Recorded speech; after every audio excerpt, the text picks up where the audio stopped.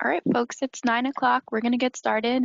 Welcome to the PFAS Interim Soil Standards Training. My name is Jillian Schwert. I will be one of the moderators today.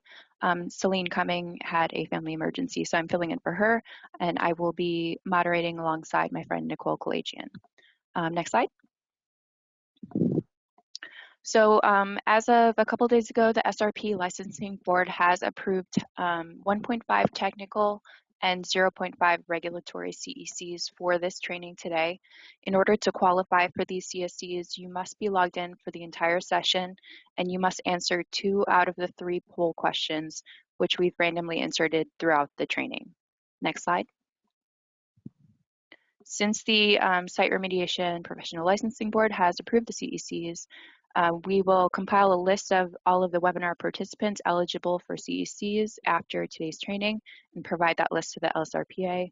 Then the LSRPA will email all eligible participants a link to an LSRPA webpage with the certificate access instructions, and the certificate will be issued by the LSRPA after paying a $25 processing fee. Next slide. So this is an example of one of the poll questions you will see today. When a poll question pops up, a moderator will come on and read it. So there are 30 days in November, A, true, B, false. When this happens, you will see a pop-up on your screen and you will be able to select your answer. Please don't enter your answers in the chat. Answer your questions on the pop-up. Next slide. And the answer is true. There are 30 days in November. Next slide. For questions and answer segments, please type your questions in the question pane on the side of your screen. Questions will be read aloud by either myself or Nicole as time permits. And for this training specifically, we've allotted a lot of time for questions because we do expect a lot of questions for PFAS. So we will answer what we can, and anything that's not answered today will be answered via email directly to you at a later date. Next slide. Please use the chat function only to advise DEP staff if there's a technical issue. Again, don't answer poll questions in the chat. Don't put questions in the chat. That's just for technical issues. Also, don't answer other people's questions in the chat. That just muddies up the waters there. Next slide. I've already put the link in chat, but we will put that in a couple more times throughout today's training. Please fill out our course evaluation at the SurveyMonkey link. It helps us let us know what you want to see, what we did right, what we did wrong, etc. It's really helpful for us. Next slide. With that, I'm going to welcome Karen Barnes to go over some of the LSRPA updates. Hi, Karen. Good morning. Good morning, everybody. Hi, I'm Karen Barnes of Langen, and here on behalf of the LSRPA to welcome you to today's presentation. Next slide, please. Just a quick recap. Jillian went through these already. Be prepared to respond to those poll questions if you would like to receive your continuing education credits. Very important that you answer those. Follow the chat instructions that was just provided for you if you have questions for the presenters, and again, follow what Jillian said, don't comment back on other people's comments. And then at the end, you'll get that online link for the presentations and the evaluation. And I'll tell you that the LSRPA does read each and every one of them and tries to find ways to improve the content of what we present or co-present for the DEP, and always looking for suggestions on what else to present. So next slide. LSRPA couldn't do what we do without the generous benefits from our sponsors. So a quick shout out to our diamond sponsors listed here. Next page. And also our gold partners here on this page. And one more, please. Our silver sponsors. Again, thank you to all of those folks that support us to help support the LSRPs. Next page, please. All right, I just want to take a minute or two to discuss the LSRPA's upcoming courses and events. On November 15th, we have a virtual member regulatory roundtable on DEP compliance topics. Our instructors are going to be Cassidy and Sarah, who will present that one. The next one, particularly take note of this. This is the mandatory ethics class. We all need this to get our license renewal, but it has been rescheduled for December 1st. So if you need those ethics credits, please do sign up. We have a great panel of presenters and moderator there to do that one. Again, date change to December 1. Next page. On December 8th, a little bit of fun, and there's a virtual beef and beer tasting and networking event for our members. Promises to be a good time. Who doesn't like beef and beer? Should be a fun event. And then a little later in the month, December 8th, is another virtual member regulatory roundtable, this time on construction dewatering treatment and permitting requirements. And thanks to Rob Gopp and Mike Poland for presenting that one. If you need any more information on any of the courses we've discussed, go ahead and visit the lsrpa.org for more details. Next slide. All right. I want to remind you to stay connected through the social links. And just one last reminder that it is membership renewal time of year. Please get your membership renewals in. I'm sure you'll agree that we get fantastic content from our presentations. Discounted rates are always good. And the e-blasts and the summaries that go out are definitely worth the membership alone. So please get your membership in, and we look forward to seeing you as part of members next year, and we really appreciate the opportunity to co-present this presentation today on the PFAS interim standards. I think that's all for me. Thank you very much, and enjoy the presentation. Have a great day. All right, thank you very much, Karen. Good morning, I'm Nicole Collegian. I will be co-moderating with Jillian this morning. I'm a part of the training committee. In addition, I am part of the Bureau of Environmental Evaluation and Risk Assessment. And that said, it is my pleasure to introduce to you our Acting Assistant Commissioner, David Hames. So David, take it away. Thank you, Nicole.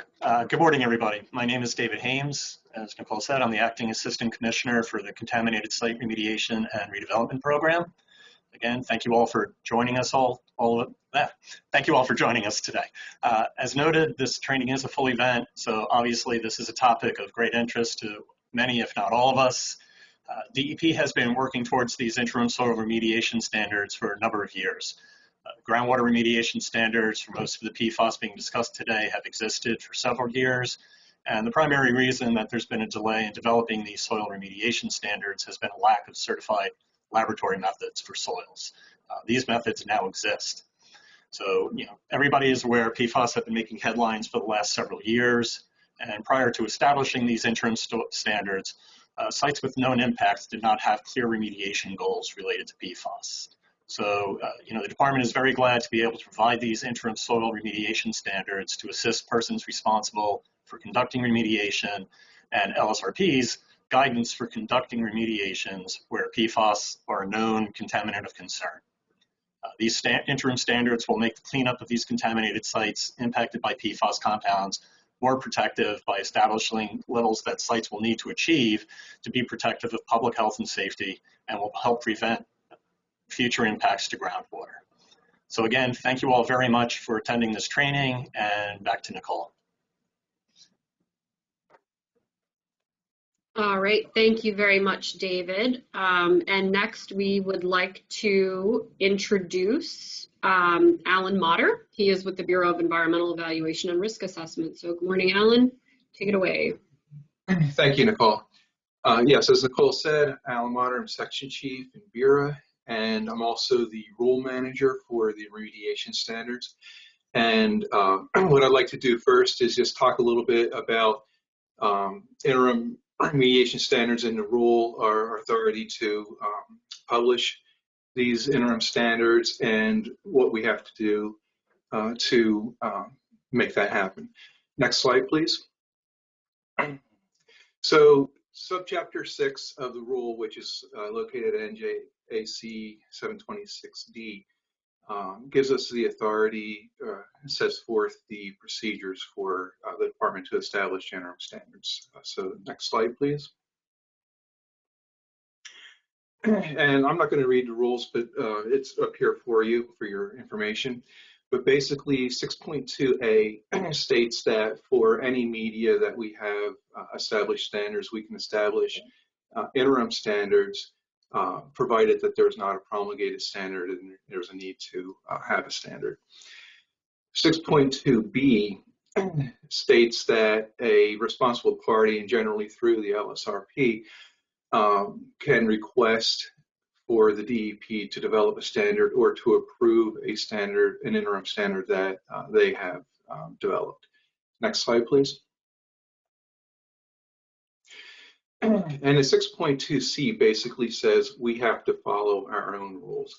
So we have outlined in our rule how we developed all of our promulgated standards, all the procedures, all the equations, toxicity factors, other parameters that go into developing those standards. And basically what 6.2C says is we have to follow those. We can't just make up a procedure to go ahead and develop interim standards. Next slide, please. And then finally, 6.3 tells us how we need to inform the public that these interim standards are out here and that we have to replace them with duly promulgated standards at some point. So it states that we have to publish them on our website, which we've done. And we've also published them in the New Jersey Register. We send out a listserv. We've presented something at CVP Schrag, and of course we're giving this training today. So we're trying to get the word out there that these standards interim standards have been developed and are available, and that they can be used immediately.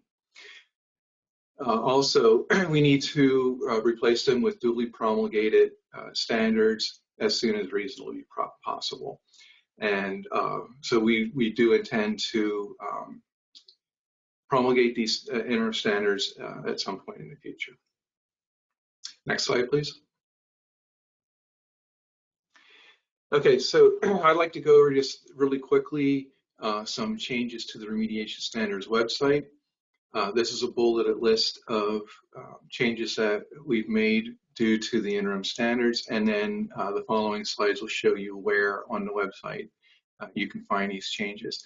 So the first bullet is just simply that on the link to the interim standards web page, we have bulleted a list of the contaminants for which we've established interim standards.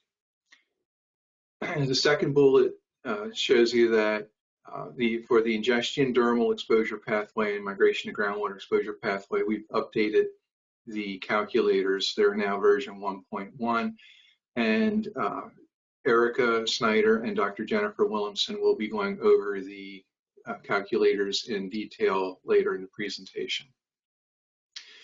We've also added in tips for using NJDEP remediation standards calculators. This is just common things that we've been getting questions on as to why the calculator is not working for people. And then finally, Erica and Jenny will talk about the remediation standards, the interim remediation standards web page changes. Next slide, please.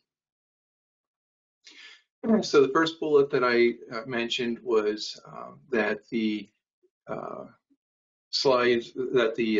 web page now bullets out the contaminants for which there are interim standards. So you can see about a quarter of the way down the page, there is the link to the interim standards.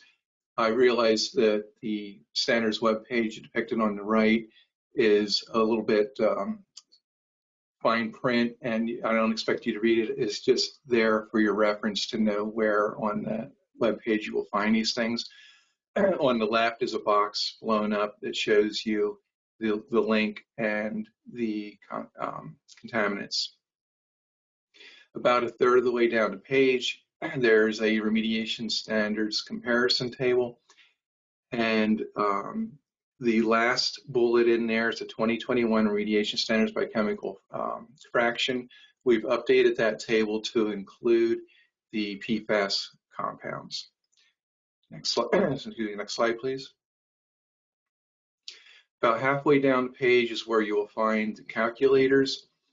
And again, Erica and Jenny will be going over these, but I just wanted to point out that they are now version 1.1, and that under the soil and leachate migration to groundwater exposure pathway calculator, the last bullet now lists that there's a PFAS SPLP calculator. Next slide, please. And then finally, down near the bottom of the page, right after all of the calculators is the tips for using NJDEP remediation standards calculator. And when you click on that link, you'll get what's on the left-hand side here. And it's just some very simple tips to make sure that the calculator runs smoothly, such as make sure you have your most recent version of Microsoft Excel. Close all other Excel files before opening the calculator because the macros will interfere and it will not work properly if other Excel files are open. Be sure to enable the macros. Do not copy and paste data into the calculator, but enter it manually. Capture data output, such as taking a screenshot to make sure you preserve that. And if you want to save the file, please do so by renaming it and saving it as an XLSL file to disable the macros and preserve that calculator. And then there's two pathway-specific comments. One is for inhalation pathway, which we will not be talking about today, but just if you do use that one and use depth of contamination, make sure you convert the depth to centimeters. We've had people submit 0 to 20, meaning 0 to 20 feet, and they're actually entering 0 to 20 centimeters, which would be about 8 inches. So just be aware of that. And PFAS SPLP calculator, you have to enter laboratory-specific aqueous and soil reporting limits. And with that, I'll hand it over to Erica. Okay, thank you very much, Alan. We appreciate that background information. And just as a reminder, if the attendees have questions, please put them in the question panel. If you have some technical issues, use the chat function for that, but make sure you're using that. It's a great opportunity to get your questions out, so make sure you use the question function there. Next, I'd like to introduce Erica Snyder and Dr. Jennifer Williamson. They are research scientists with the Bureau of Environmental Evaluation and Risk Assessment. So, good morning, ladies. Hello. Hi, I'm Erica Snyder, and I'm here with Dr. Jennifer Williamson to provide all of you with an overview of the recently released interim soil and soil leachate remediation standards for PFAS. Next slide, please. Interim remediation standards for soil and soil leachate were developed for PFNA, PFOA, PFOS, and GenX, and were published in the New Jersey Register on October 17th of this year. As Alan mentioned in his presentation, those interim standards are effective date of publication in the New Jersey Register. Pursuant to the remediation standards rule, there are soil remediation standards that address the ingestion dermal, inhalation, and migration to groundwater exposure pathways. The ingestion dermal and inhalation soil remediation standards are to be compared to contamination throughout the soil column, whereas the migration to groundwater soil remediation standards are to be applied to contamination in unsaturated soils only. Next slide, please. This here is a snapshot of the recently released interim soil and soil leachate remediation standards for PFNA, PFOA, PFOS, and GenX. These standards address the ingestion dermal and migration to groundwater exposure pathways. The department has not released inhalation soil remediation standards for the PFAS compounds at this time, and I'll provide additional details on that in the upcoming slides. One thing I did want to point out right away is for GenX, the department is only releasing soil remediation standards for the ingestion dermal exposure pathway at this point. We do not have them for the migration to groundwater pathway, and that is because we need an interim groundwater quality standard in order to move forward and calculate the soil and soil leachate remediation standards for migration to groundwater. Consistent with our ingestion dermal soil remediation standards for all the other contaminants in the remediation standards rule, there are two sets of standards for the ingestion dermal exposure pathway.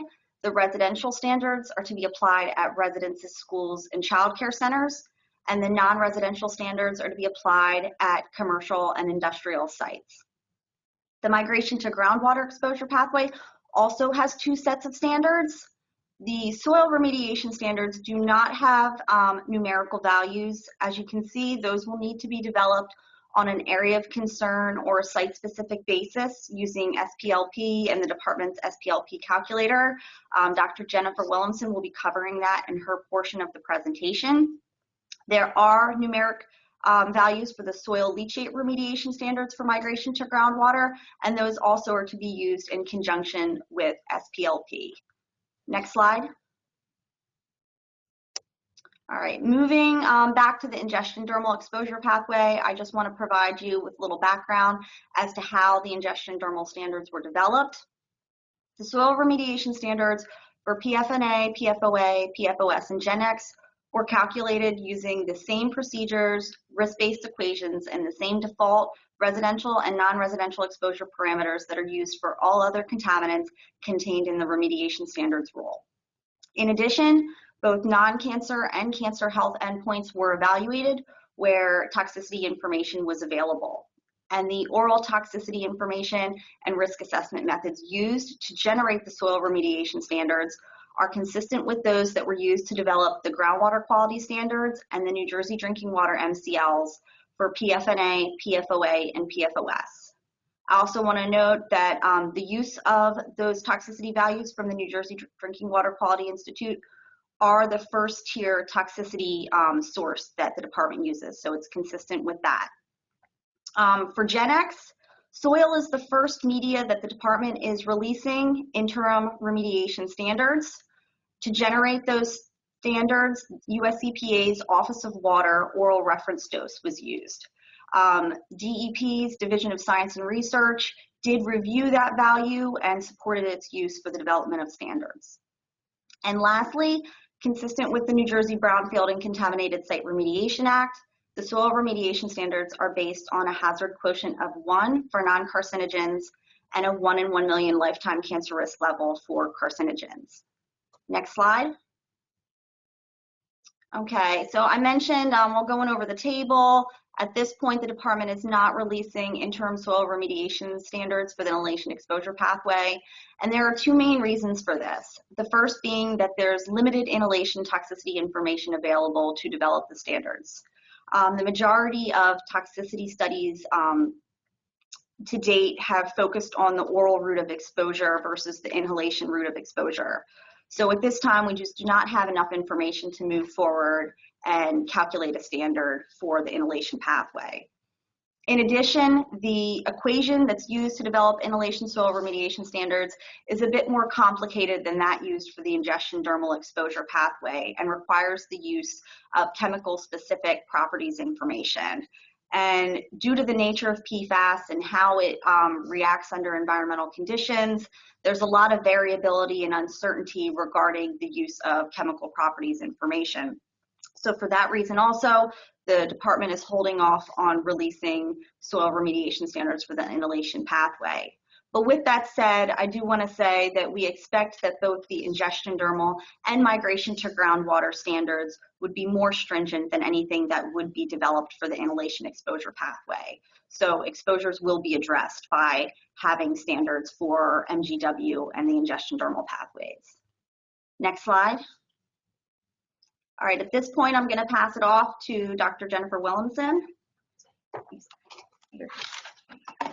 Good morning, my name is Jennifer Williamson, and I'll be discussing the development of interim soil remediation standards for the migration to groundwater exposure pathway. I would like to begin by saying that we expect that these migration to groundwater standards will be more stringent than the ingestion dermal standards just discussed. At this time, the department cannot presently calculate a generic soil remediation standard for the migration to groundwater exposure pathway for PFNA, PFOA, or PFOS. And that is because the equation used to calculate these standards, as shown below, relies on a variable called the soil water partitioning coefficient, or KD value.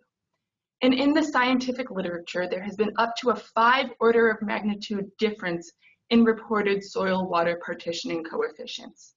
This difference stems from the complexity of PFAS soil interactions, and until we have a better fundamental understanding of how PFAS compounds are absorbed by soils, we cannot confidently determine one singular KD value to use in standard development for the migration to groundwater exposure pathway. Next slide, please.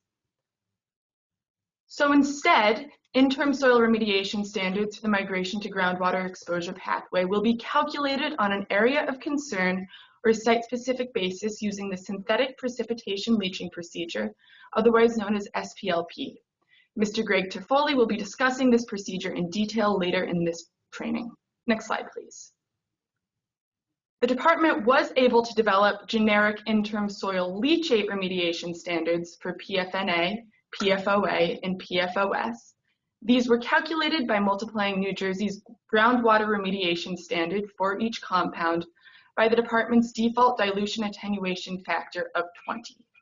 These soil leachate remediation standards are then compared to field leachate concentrations calculated using the SPLP results in the department's SPLP calculator.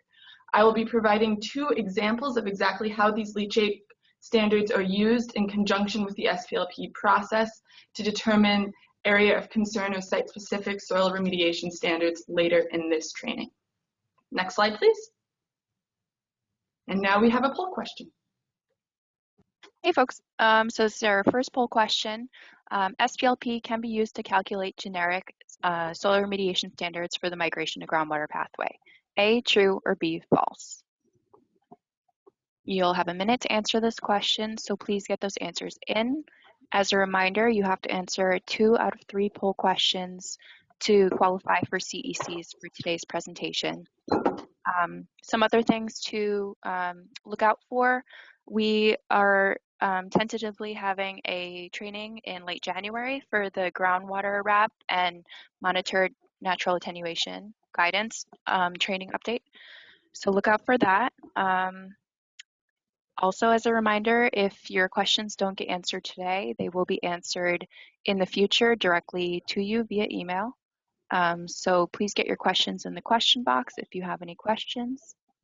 Don't forget to please fill out our survey for today. That is really helpful for us for future trainings to make sure we know what you want and what we've done well or what we haven't done well. We'll put that in a chat once more for you. Okay, so our poll is over. So next slide. The answer is false. SPLP can only be used to develop site or AOC specific standards.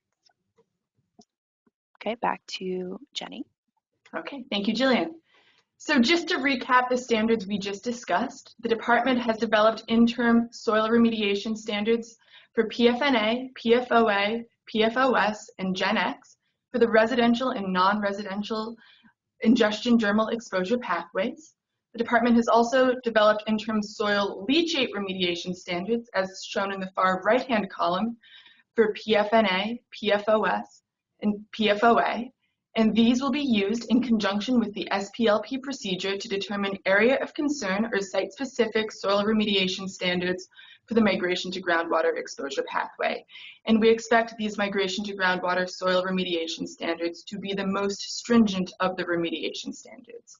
And as Erica mentioned earlier, we do not presently have interim remediation standards for the migration to groundwater soil or soil leachate exposure pathway for GenX because the department does not presently have a groundwater remediation standard for this compound. Next slide, please.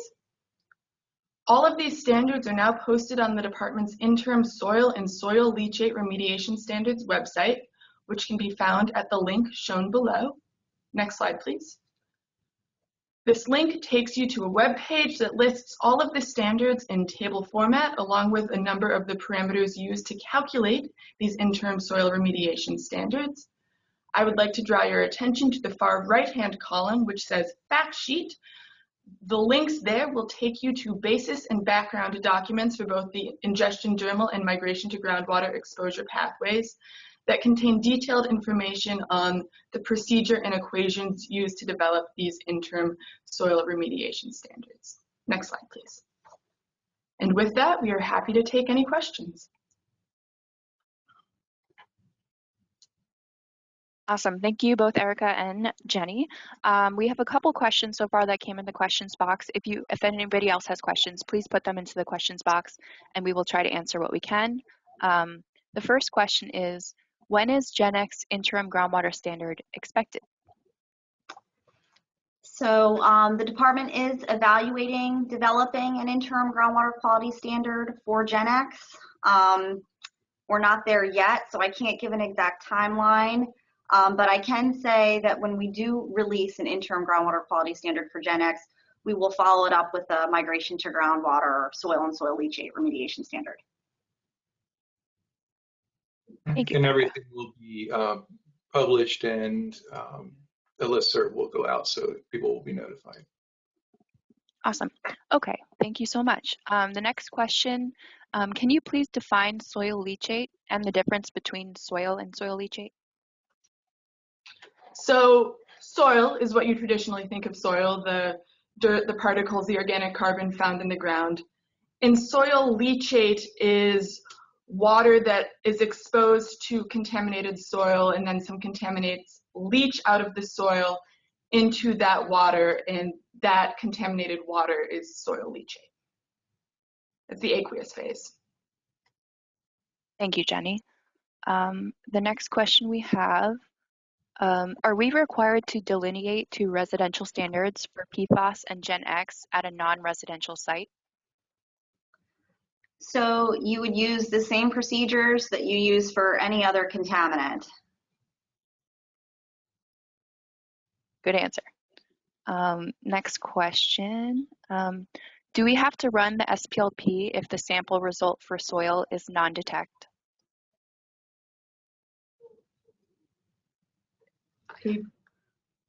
I'll read it again. Yeah. Do we have to run the SPLP if the sample result for soil is non-detect? I do not believe so. Yeah, and to follow that up, all of our standards, if you either have your health-based criteria or your reporting limit, and if the reporting limit is higher than the health-based criteria, the standard defaults to the reporting limit. So if you have non-detect, then I'm assuming we're at below reporting limit. Awesome. Okay. The next question, what is recommended PFAS parameter list for soil and groundwater? So, with anything, you need to do a PA. You need to figure out what are the potential PFAS compounds that might be present at your site. What do you suspect? And from there, you can come up with your list of PFAS compounds. I personally, from a scientific standpoint, I would recommend anything that's available on that method, you should be sampling for to find out. But if you have more detailed information and you know exactly what was used in the past, then you could limit it to those contaminants. Yeah, you should run it for the full suite. Okay, thank you for that. The next question is, how hopeful are you to be able to get a single KD factor to use? So we will be discussing this a little bit more in the calculator section, but the department is going to be collecting all of the SPLP data that is coming in and any associated soil parameters. We will be analyzing this data with the hopes that it can help inform the development of generic standards, but right now there's still so much variability. It's probably not going to be in the immediate future, but it is something we are definitely going to be working on. Okay, thank you for that. The next question, when does the department intend to make the interim soil standards final standards? Okay, so we are working on that. At this time, we do not have an exact date. We are working with our legal department to finalize when we'll be doing that, and when we determine that we will be going out with promulgated standards, there will be a listserv that goes out to inform everybody. Okay, thank you. Next question, are there going to be standards for perfluorobutane sulfonic acid and its potassium salt? We are evaluating all new PFAS compounds as information is becoming available, but at this point, there's nothing in the works for those compounds. We'll develop PFAS standards for anything that we have a reference standard for and appropriate toxicity data. Great. All right, thank you. The next question, what if a building was constructed at a site which had historic fill only, but now we have PFAS in groundwater? Can you say that one more time, please? Sure. What if a building was constructed at a site which only had historic fill? I guess they mean the only AOC was historic fill, but now we have PFAS in groundwater. So in regards to historic fill, the department is not assuming that PFAS is going to be a compound found in all historic fill. But with that said, if you have reason to believe on the site that PFAS may be present in soil when you're doing your PA, then you need to follow the appropriate steps and make your determination one way or another through a multiple lines of evidence approach based on the information that you have. Yeah, if you have PFAS in groundwater, then it's probably incumbent upon you to collect soil samples to determine if there's any contribution from the site soils. Okay, thank you.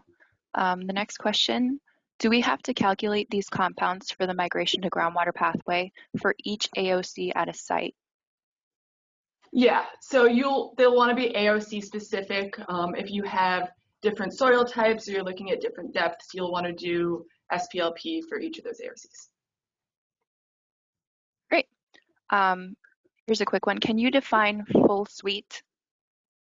When we answered one of the questions before, you should analyze for the full suite. So, okay. Oh, go ahead, Alan, if you wanted to. I was just going to say I would defer to Greg DePoli, but as I understand, the methods at this point are all user-defined methods, and whatever parameters that they are certified for would be what you should analyze for. Erica, you want to add to that? That's exactly what I was going to say. The methods are user-defined, so it would be specific to that laboratory as to what compounds they offer. Great. Do you have anything to add to that? No? Okay. Okay. The next question, if the SPLP result is below standard, do we still need to run the calculator for the migration to groundwater pathway? So if you'll collect SPLP results, the calculator will then use it to convert them to field leachate concentrations. If every single sample taken has a field leachate concentration that is lower than the department's leachate remediation standard, then no further action is necessary in terms of the migration to groundwater exposure pathway. Wonderful. Okay, next question is, what method should we use to analyze soils for PFAS? Are there any New Jersey certified labs yet?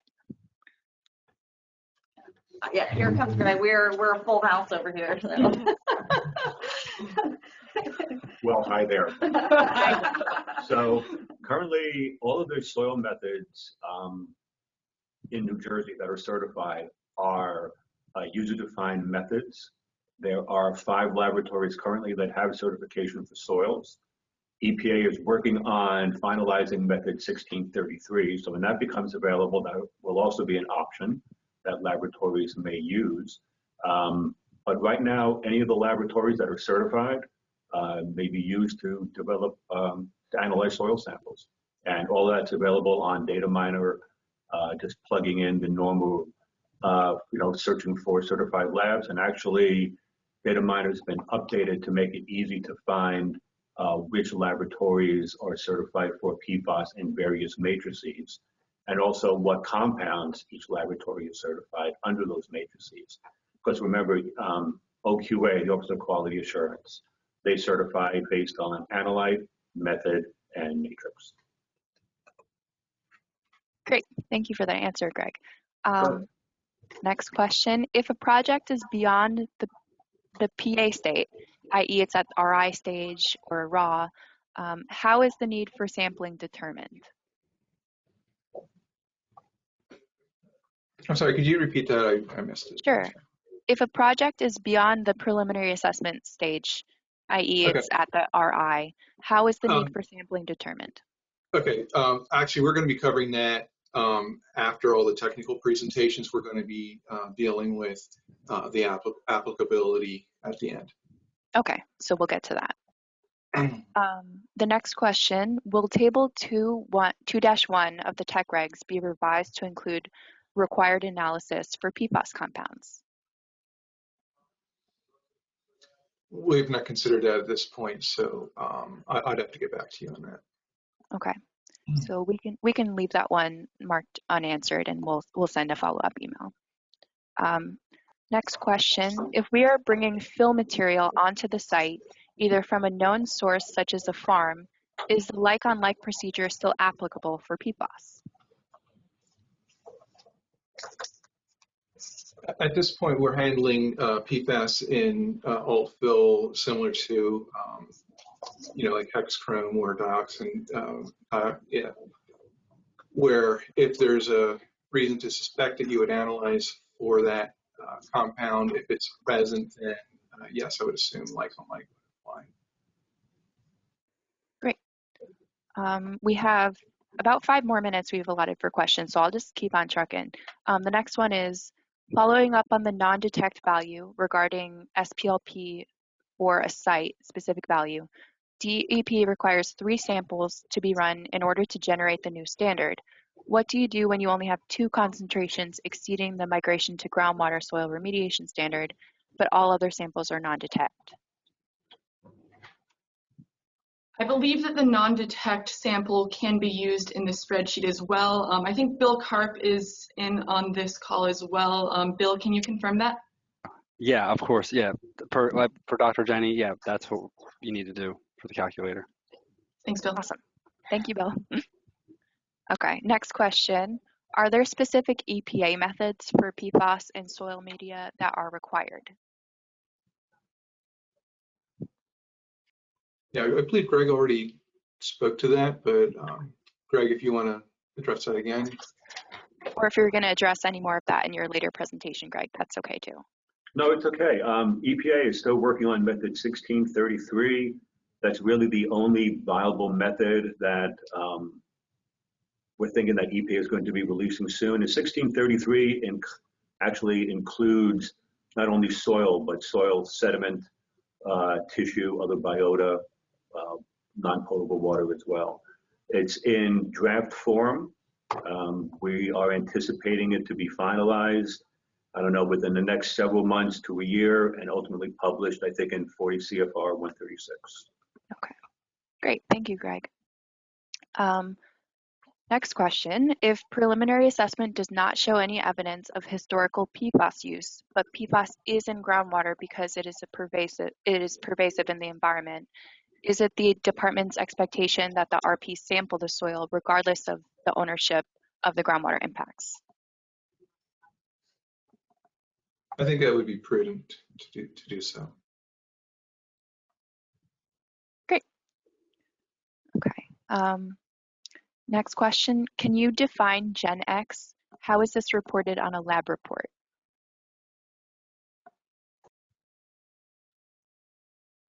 Not sure. Define Gen X?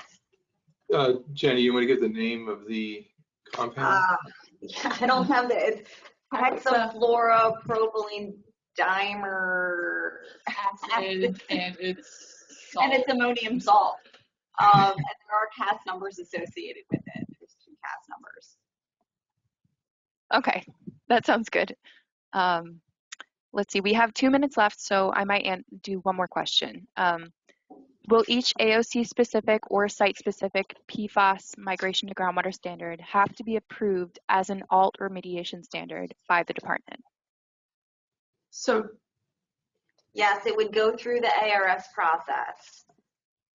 The same that's done for other contaminants that are using SPLP for MGW.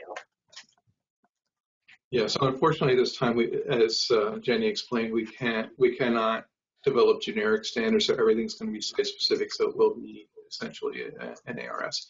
There are also, I would point out, ARS options for the residential and non-residential values as well. Wonderful.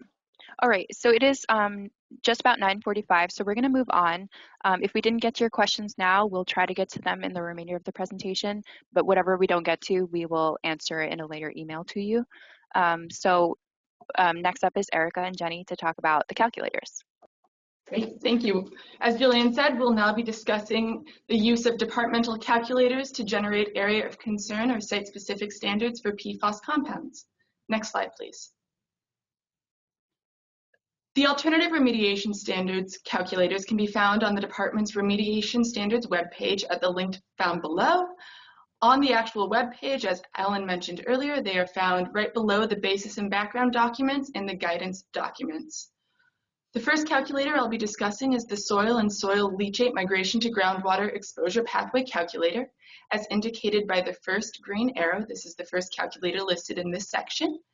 And for those of you familiar with this section, you will notice that there has been an additional bullet added saying PFAS SPLP calculator. This is contained within the Soil and Soil Leachate Migration to Groundwater Exposure Pathway Calculator. Next slide, please. When you download and open the MGW calculator, you first have to enable content. After you do so, you should be presented with a pop-up menu that looks like what I am showing here on my screen. As you will see, there has been an additional option added to this pop-up menu, as indicated by the red circle, that says Run PFAS SPLP Calculations. This is what you will have to click to access the PFAS-specific SPLP spreadsheet. Next slide, please. This is what that spreadsheet looks like. As you can see, it looks very similar to the department's traditional SPLP calculator. I just would like to highlight two differences. First, in the contaminant drop-down list, there are now only PFAS compounds listed on the PFAS SPLP spreadsheet. So you have PFNA, PFOA, and PFOS. And second, as indicated by the red arrow, you will see that the aqueous and soil reporting limit boxes are now required data entry cells. This is because these values are laboratory specific for PFAS compounds. So you will have to enter these values in order for the spreadsheet to function properly. If you have any questions while using the spreadsheet, there is an instructions box, it's as indicated by the arrows in the upper right-hand corner, that will take you step-by-step through how to use this calculator. Next slide, please. I will now be going through two PFAS-specific examples using these calculators. In this first example, we are looking at PFNA, and as you can see, the laboratory-specific aqueous and soil reporting limit boxes have been filled in. So to use this calculator, you have to input all of the SPLP data entry boxes. So you have your sample ID, the soil sample weight, leachate volume, total soil concentration, leachate concentration, and final pH of the leachate. I would also like to draw your attention to the green boxes under the optional data header.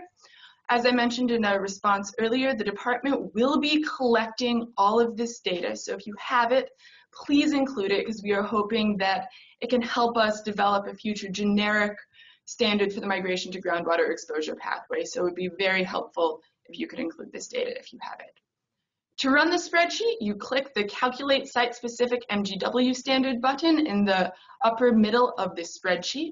Next slide, please. When you click on this button, the calculator will run and output a lot of data. I would like to first draw your attention to the yellow cells on the right-hand side of the page. As you can see, for every sample, a sample-specific KD value has been calculated, the percent contaminant and leachate, along with the field leachate concentration. This is indicated by arrow number 1. This field leachate concentration is important because this is the value that is then compared to the department's interim soil leachate standard, which is indicated by arrow number 2 and is 0.26 micrograms per liter in the case of PFNA. For this example, as you can see, every single field leachate concentration is below the interim leachate standard for PFNA, and therefore every single sample is given the pass designation in the far right-hand column. As a result, we are able to calculate a remediation standard using option 1A. All adjusted leachate concentrations are below the leachate standard. So in this case, the remediation standard is set at 0.09 milligrams per kilogram, which, as you can see with arrow number 4, corresponds to the highest total soil concentration tested, which is 0.09 milligrams per kilogram. I would like to point out that the remediation standard can never exceed the highest total soil concentration tested. So if in a given site you were to have higher levels than 0.09, you would have to either test that with SPLP or clean up to the 0.09 for the migration to groundwater exposure pathway. Next slide, please. In this second example, we are now looking at PFOA, and once again, all of the input boxes have been filled in. Next slide, please. And here we have a slightly more complex situation. So once again, site-specific, sample-specific KD values, percent contaminated leachate, and field leachate concentrations have been calculated. But now if we look at the field leachate concentrations, as indicated by arrow number 1, you can see that in 2 cases, the field leachate concentration actually exceeds the interim leachate standard indicated by arrow number 2 of 0.28 micrograms per liter. And therefore, 2 of the samples are actually given the fail designation. So in this case, option 1A cannot be used, and also option 1B is not valid with this data set. So instead, we are calculating a standard using option 2, as indicated by arrow number 3, remediation standard using site-specific KD values. In this case, since there's more than an order of magnitude difference between sample-specific KD values, the minimum KD value is used, which is indicated by arrow number 4, 172.3. This is plugged into the equation used to calculate migration to groundwater soil remediation standards, and the result is a remediation standard of 0.048 milligrams per kilogram. I'm not going to discuss option 3 in detail, but I'd just like to point out that if your data set allows, there is also an option for calculating these standards using linear regression. If you're interested in a full description of how this calculator works and the underlying equations, this can all be found in section 6 of the department's Alternative Remediation Standards Technical Guidance for the Migration to Groundwater Exposure Pathway that can be found on the department's Remediation Standards webpage. Next slide, please. I will now pass it back to Erica Snyder to discuss the use of calculators for the soil ingestion dermal exposure pathway. Okay, thank you, Jenny. So my portion of the calculator is not nearly as interesting as Jenny's. So with that said, somebody had asked the question about ARSs. The option to do alternative remediation standards for the ingestion dermal exposure pathway is available just like it is for all other contaminants. Next slide, please. And here's a snapshot of the ingestion dermal calculator. I have showing that the drop-down menu has been updated to include the 4 PFAS compounds, GenX, PFNA, PFOA, and PFOS. The yellow boxes in the calculator cannot be changed. The green boxes can be changed. And for the ingestion dermal exposure pathway, it's pretty straightforward. The use of an ARS would apply if your site is neither residential nor non-residential. So let's say it's a recreational land use type. The calculator would allow you to make adjustments to the exposure frequency, which is the number of days per year, and the exposure duration, which is the total number of years that exposure is expected.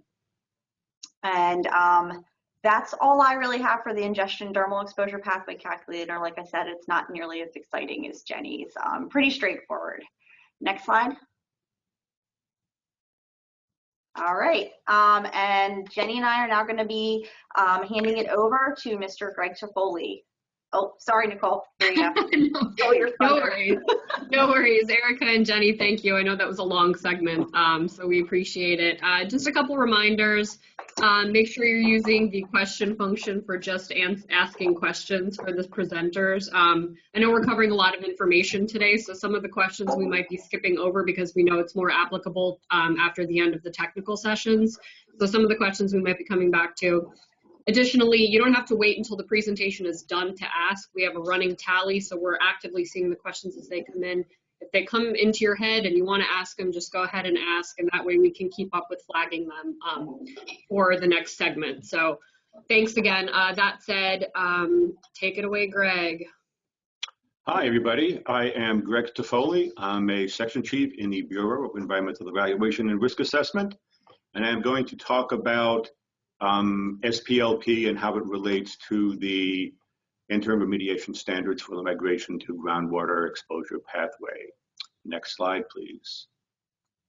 So as Jenny had stated earlier, one of the problems that we had with coming up with a generic standard was the fact that the soil water partitioning coefficients, the data that we had observed in the literature, there's almost a 5 order of magnitude difference. So it would really be next to impossible to come up with just one number based on using a KD number for obvious reasons. I mean, it really also wouldn't be fair. We could be ultra conservative, we could be ultra liberal. Boy, it sounds like the House of Representatives. Anyway, enough politics. So we decided that the only way that we could actually proceed is to come up with some sort of a site-specific number. Now, the problems that we have had in the past, one being, as Assistant Commissioner Hames mentioned earlier, was that we really didn't have a soil method. That was the big problem. What had been going on nationally was that ITRC and or DOD, DOE had a shopping list pretty much of what a laboratory would have to do to run soil samples, albeit none of them were actually a bona fide method per se. Laboratories were doing what they needed to do independently. So since that time, we were able to have the Office of Quality Assurance graciously start looking at laboratory-specific user-defined methods so that in the state of New Jersey, they could come up with a certified analytical method to look at soils. Okay, so with that, we're now able to go forward with releasing soil numbers. But that still left the quandary of what to do with the migration to groundwater and how do we deal with numbers dealing with that. So can we go to the next slide, please? So the problem that we had with SPLP for the past several years, dealing with our state's partners, looking at the literature rather, there was some national concern that we didn't know how actual PFAS related and how it interacted with the actual glassware on the SPLP apparatus. There were no empirical data to demonstrate the efficacy of PFAS using SPLP, and the lack of data up until that point made using SPLP to develop a soil remediation standard migration to groundwater number questionable.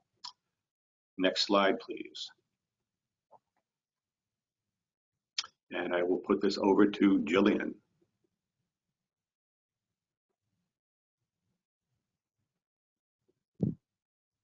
Sorry. Oh, Nicole, you can take it if you want.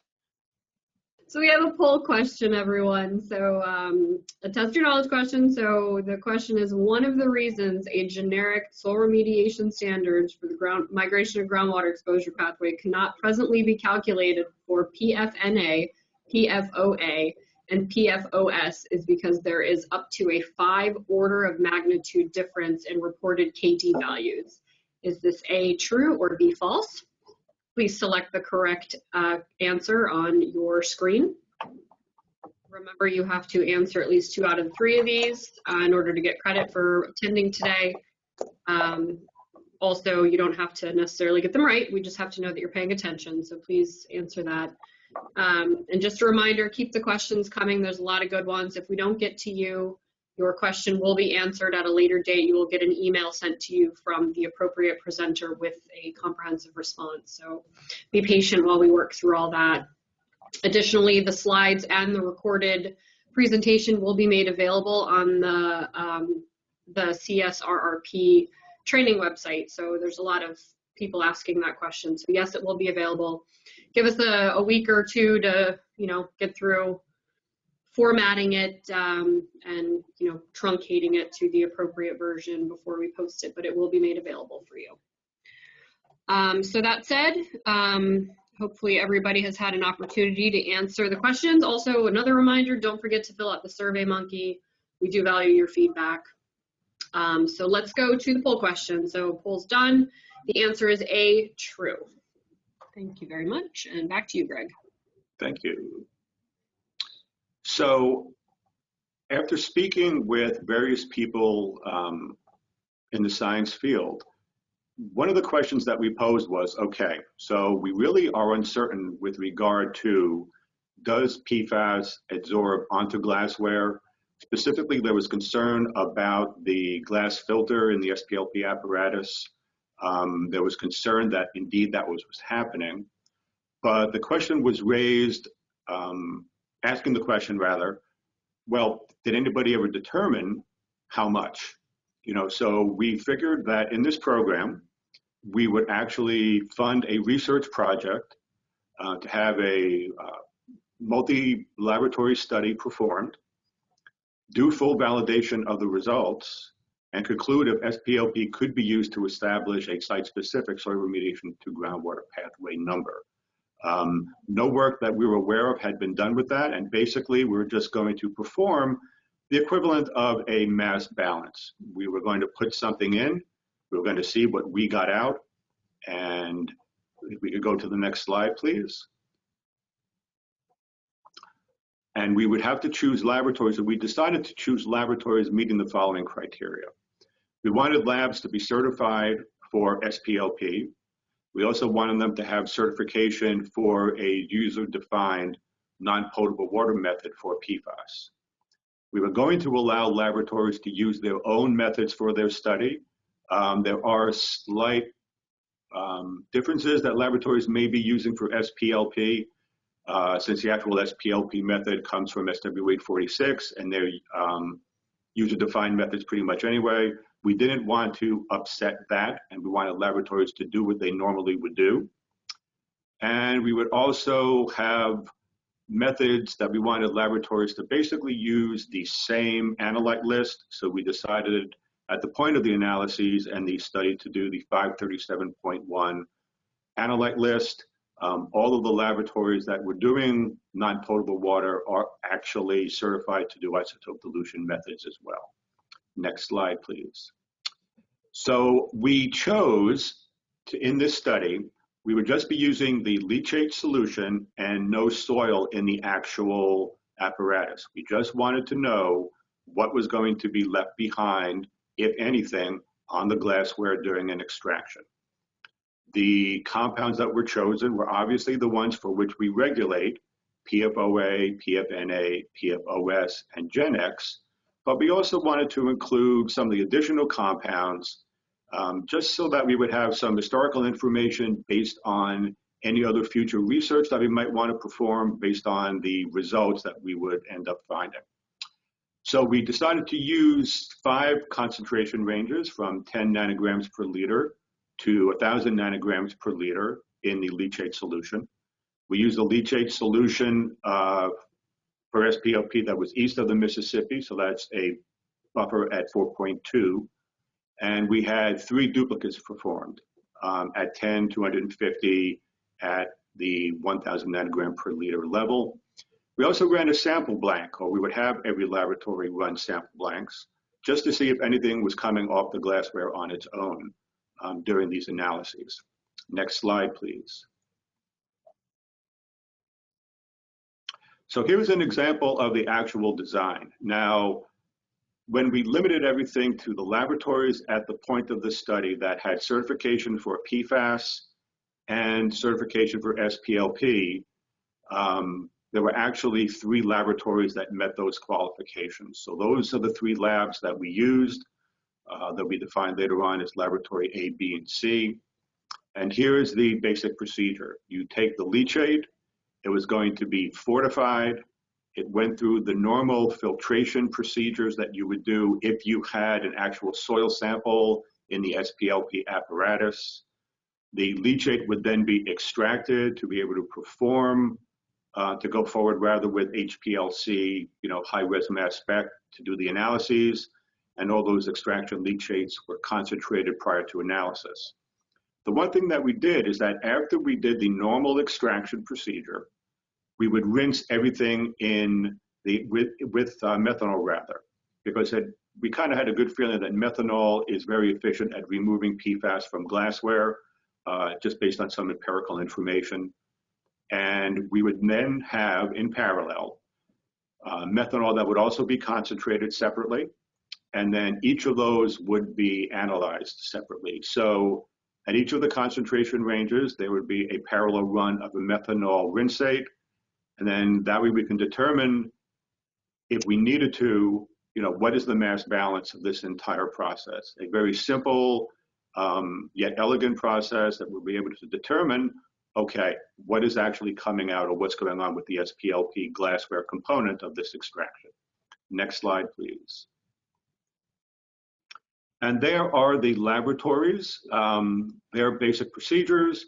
You can see that the labs are either using pretty much 1 or 2 liters to extract, the methanol that they use to rinse at the end.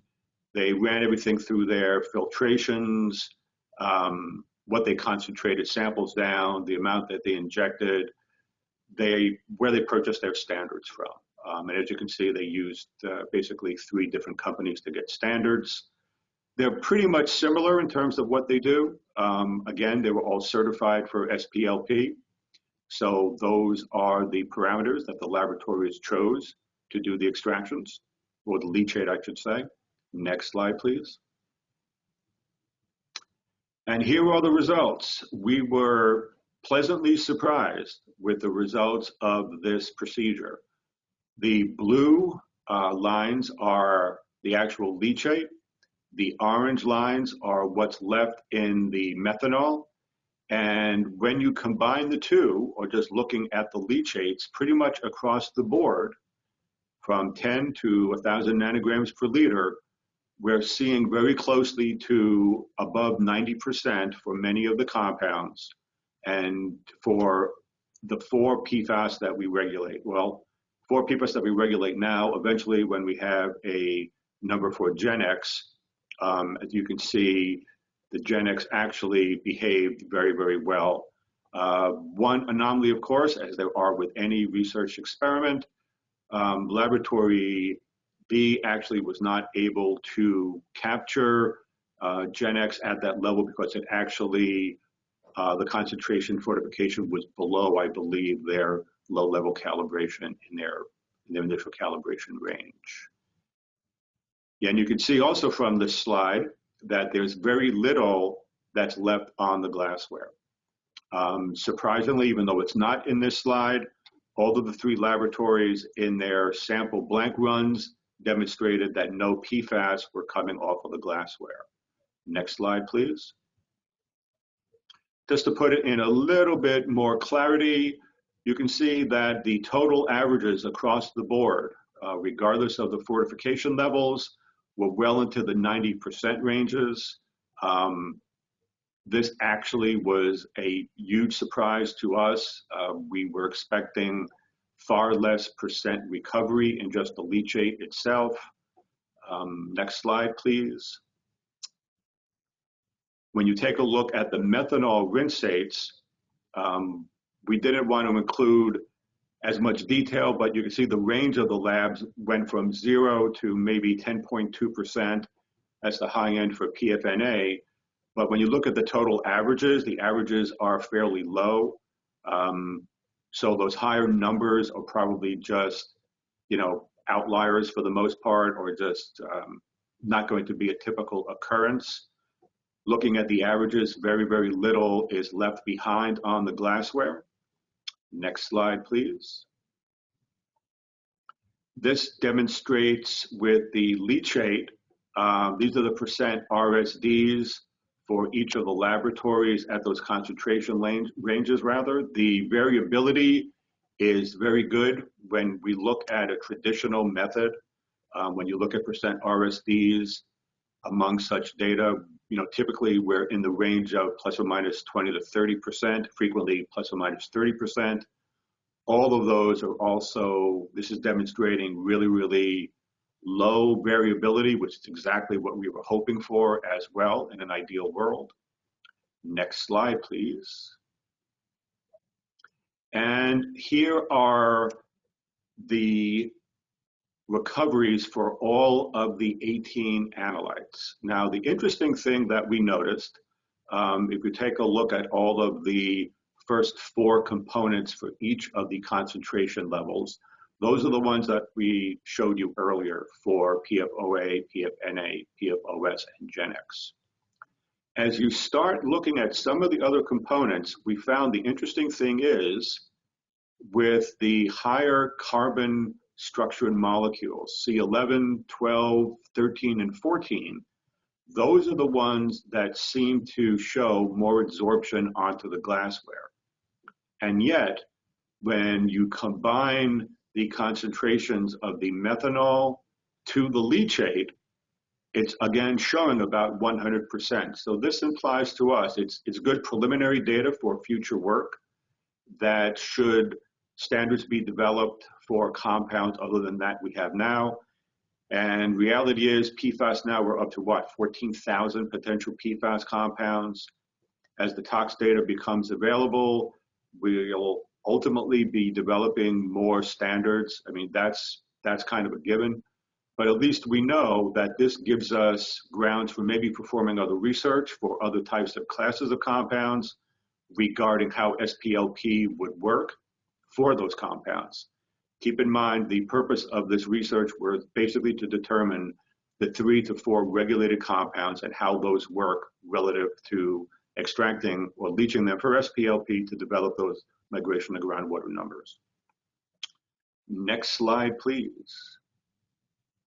The duplicate analyses that we ran, this is actually the percent RSDs that are drawn in those little lines of both the methanol and the leachate solution. So you can see that the RSDs among the duplicates were also very, very tight, showing again percent recoveries all around 100%. And next slide, please. So based on that which we have seen, we feel that the data were acceptable and we could move ahead using the SPLP method without having to modify it currently for PFOA, PFNA, and PFAS. Data also indicated acceptable percent recoveries and acceptable variability for GenX. SPLP could and will be used to generate site-specific or area of concern-specific soil remediation standard migration to groundwater numbers using the ARS process. And these data and conclusions will be shared with other states, the EPA, and we're actually in the process of writing a paper that will ultimately be published. Next slide, please. And with that, I'll gladly entertain any questions. All right, awesome. Thanks, Greg. And Jenny and Erica, I'm sure you're on standby as well, because I'm sure there's going to be some additional questions here for you. So first thing is first, again, please don't use the question function to alert the DEP, for instance, that the poll question didn't pop up. We understand that there was an issue. I don't have an answer for you on how we're going to address that, but acknowledge it'll be addressed, so you don't have to ask that question anymore, please. And if you do have a question like that, put it in the chat function, not the questions function.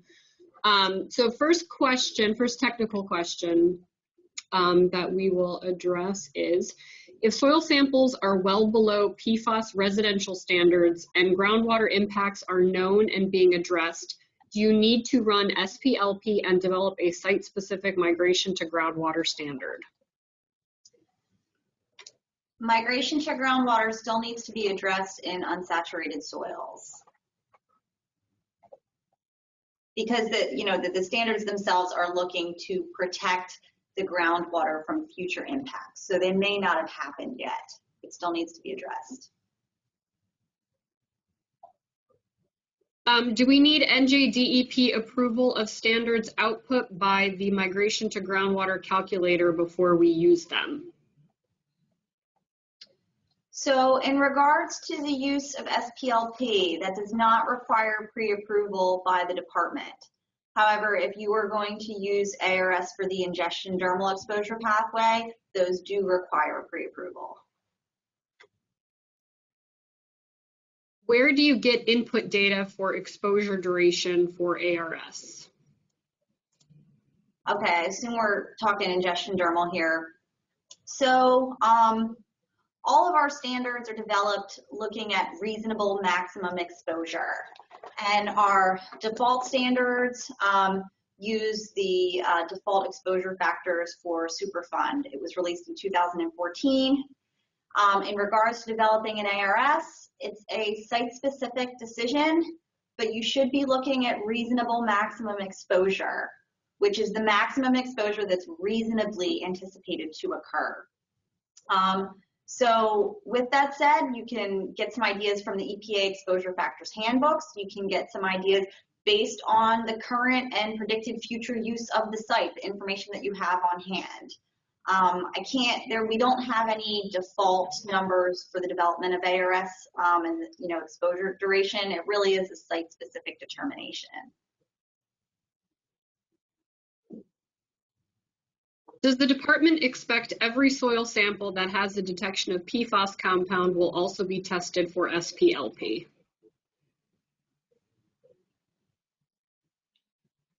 If migration to groundwater is of concern, yes. Okay, great. Are the generated SPLP standards allowed to be rounded? Your favorite. The calculator will automatically take care of any rounding issues, so you can go with what the calculator outputs. Will the department accept capping as a remedial alternative for an exceedance of an MGW standard? So the department has capping guidance for inorganic semi-volatiles, volatiles for the migration to groundwater pathway. With that said, there's still a lot of evaluation as to what the best remediation is for PFAS compounds. And it really comes down to, again, a site-specific determination. What kind of concentrations are you seeing in soil? What level of concentrations are you seeing in groundwater? And what is your cap going to entail? I don't know if there's any straightforward answer to that. Alan, do you want to add to that? Yeah, just if it's appropriate, you can provide adequate justification and you're following the capping guidance, the pre-capping guidance documents that Erica pointed out. Then we'll take a look at that for sure. Thanks for that. If an SPLP concentration fails, but we've achieved compliance at deeper depth for the MGW pathway above the saturated zone, is the investigation for the MGW pathway complete with no remediation required? So different soil depths will likely have to be considered as different area of concerns. So the area of concern that failed in this case would still have to be addressed. Are LSRPs allowed to average MGW concentrations to reach compliance?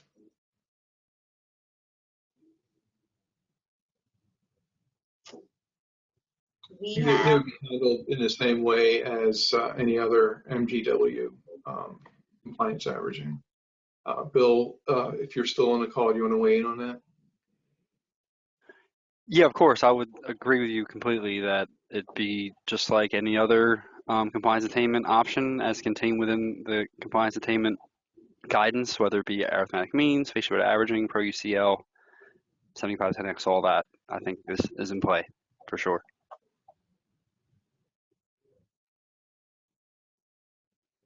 There's been just a couple of questions regarding the department and potential background studies being done for PFAS. Does anybody want to speak to that? Sure. So the department is evaluating conducting its own background study for PFAS. We are aware that several other Northeast states have already done so. And that concentrations can be found above reporting limits. So with that, the department does want to do that. I don't have any timeline on this. I can't give any details, but this is something that we're actively working towards doing. What happens down the road when an approved method is established? How will results generated from a different method now be compared to results generated from the approved method in the future? Are we talking about actual analytical methods? I'm going to take that as an assumption. Analytically, the methods that are out there, when you take a look at how method 1633 was developed, as well as how the user-defined methods that have been certified, they're very similar in structure in that they had to follow that, for lack of a better description, that shopping list of criteria that were put out originally by RTIC, DOD, and the EPA. So the thing that may change will be reporting limits. The analyte lists may change. So the thing that probably will be consistent is that the 4 normal suspects that we regulate, they will be in all of the methods. If there are concerns that a method that you're using needs to be switched, that's more of a business discussion between you and your clients. I think, though, technically the method should be relatively similar, such that as long as you're meeting requirements for standards with regard to analytical sensitivity and analyte list, you should be okay. Thanks. I guess this is another question for Greg. Can you speak to the status of PFAS data validation guidance, either EPA or NJDEP guidance?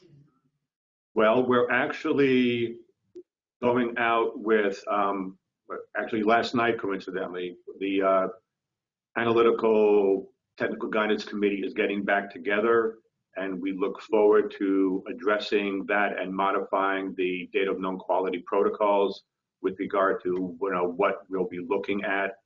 I believe there are some EPA documents to discuss what you can look at for validation, but if you want, I'll look more into that for you and I'll get back to you in an email.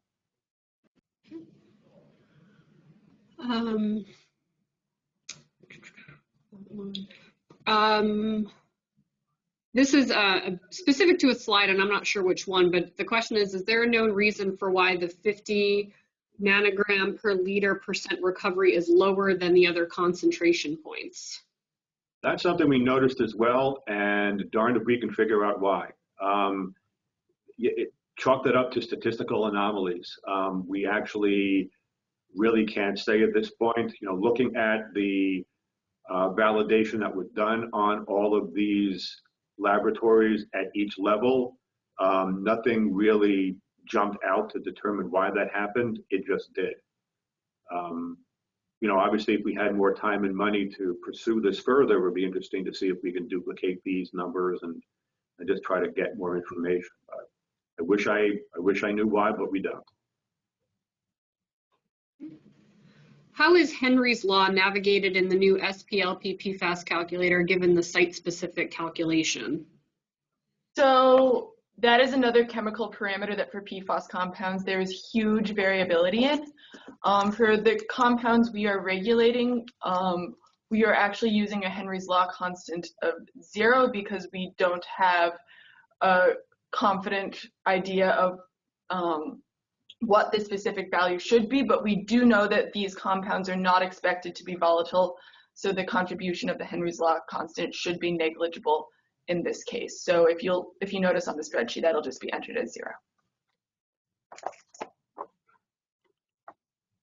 For the results with greater than 100% recovery, where is that additional material coming from? Normal analytical variability. When you take a look at the variability of any particular analyses, you're never going to get exactly 100%. Even if you put 100 something in, you're never going to get 100 something out. We see that all the time analytically in standards, in percent recovery. It's one of those things that goes back to the whole concept of analytical chemistry is half science, half art. And that falls into the artsy side that it just really can't be, in my opinion, technically explained.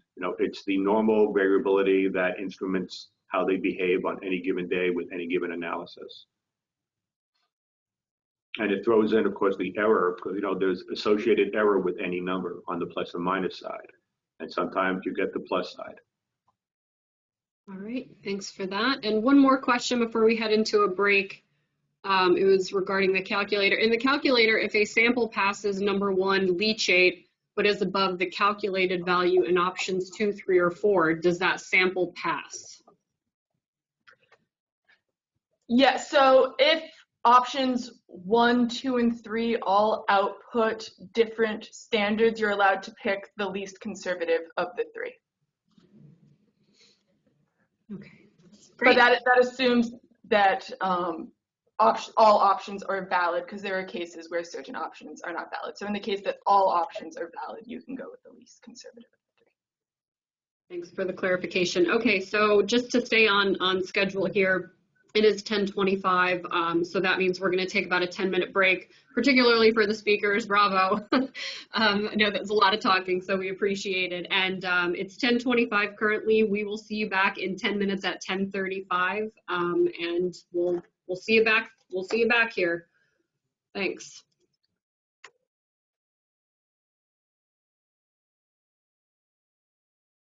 All right, everybody, welcome back. It's 10:35. Our break is over. And next, we're going to welcome Alan Motter back to speak about applicability of the PFAS remediation standards. There you are. All right, take it away, Alan. Okay, so hello again.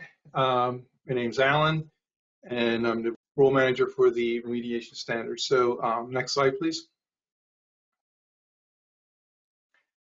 All right, so what I'd like to talk to you now is applicability of the interim standards. And this is probably what concerns most people, is how it applies to my site and what timeframes do I have. So the short answer is the interim standards are applicable to all sites within the Contaminated Site Remediation Redevelopment Program. However, if your PA or equivalent evaluation rules out PFAS, then there is no need to collect samples for PFAS analysis. Secondly, if you cannot rule out PFAS, but during the site investigation, you collect samples and all of them are below or not above the remediation standards, then there's no need to carry PFAS forward into the remedial investigation or remedial action. Additionally, there is no order of magnitude provision since there were no previous standards. So the numbers are what they are. As they have been presented, those are the numbers. Also, there's no phase-in period as there were no previous standards. So the standards are and were effective as of October 17th, 2022, when they were published in the New Jersey Register and on our website. However, similar to the way the interim groundwater standards were handled, there will be an allowance to create a separate case with separate timeframes. So don't panic when I say they're effective immediately. We will work with you with timeframes. Rafael Rivera will be on shortly, and he will elaborate on timeframes. Next slide, please. Okay, so this hopefully will address the question we had earlier about, okay, my site is pretty far advanced along, how do I handle it? So I'm going to break this down into 4 different types of sites. So when do I need to address PFAS? Well, if it's a new site, you'll address it in the PA or equivalent evaluation. So for instance, if you had nothing but number 2 fuel oil on your site, in your PA, you can state that PFAS is not an issue and you're not addressing it.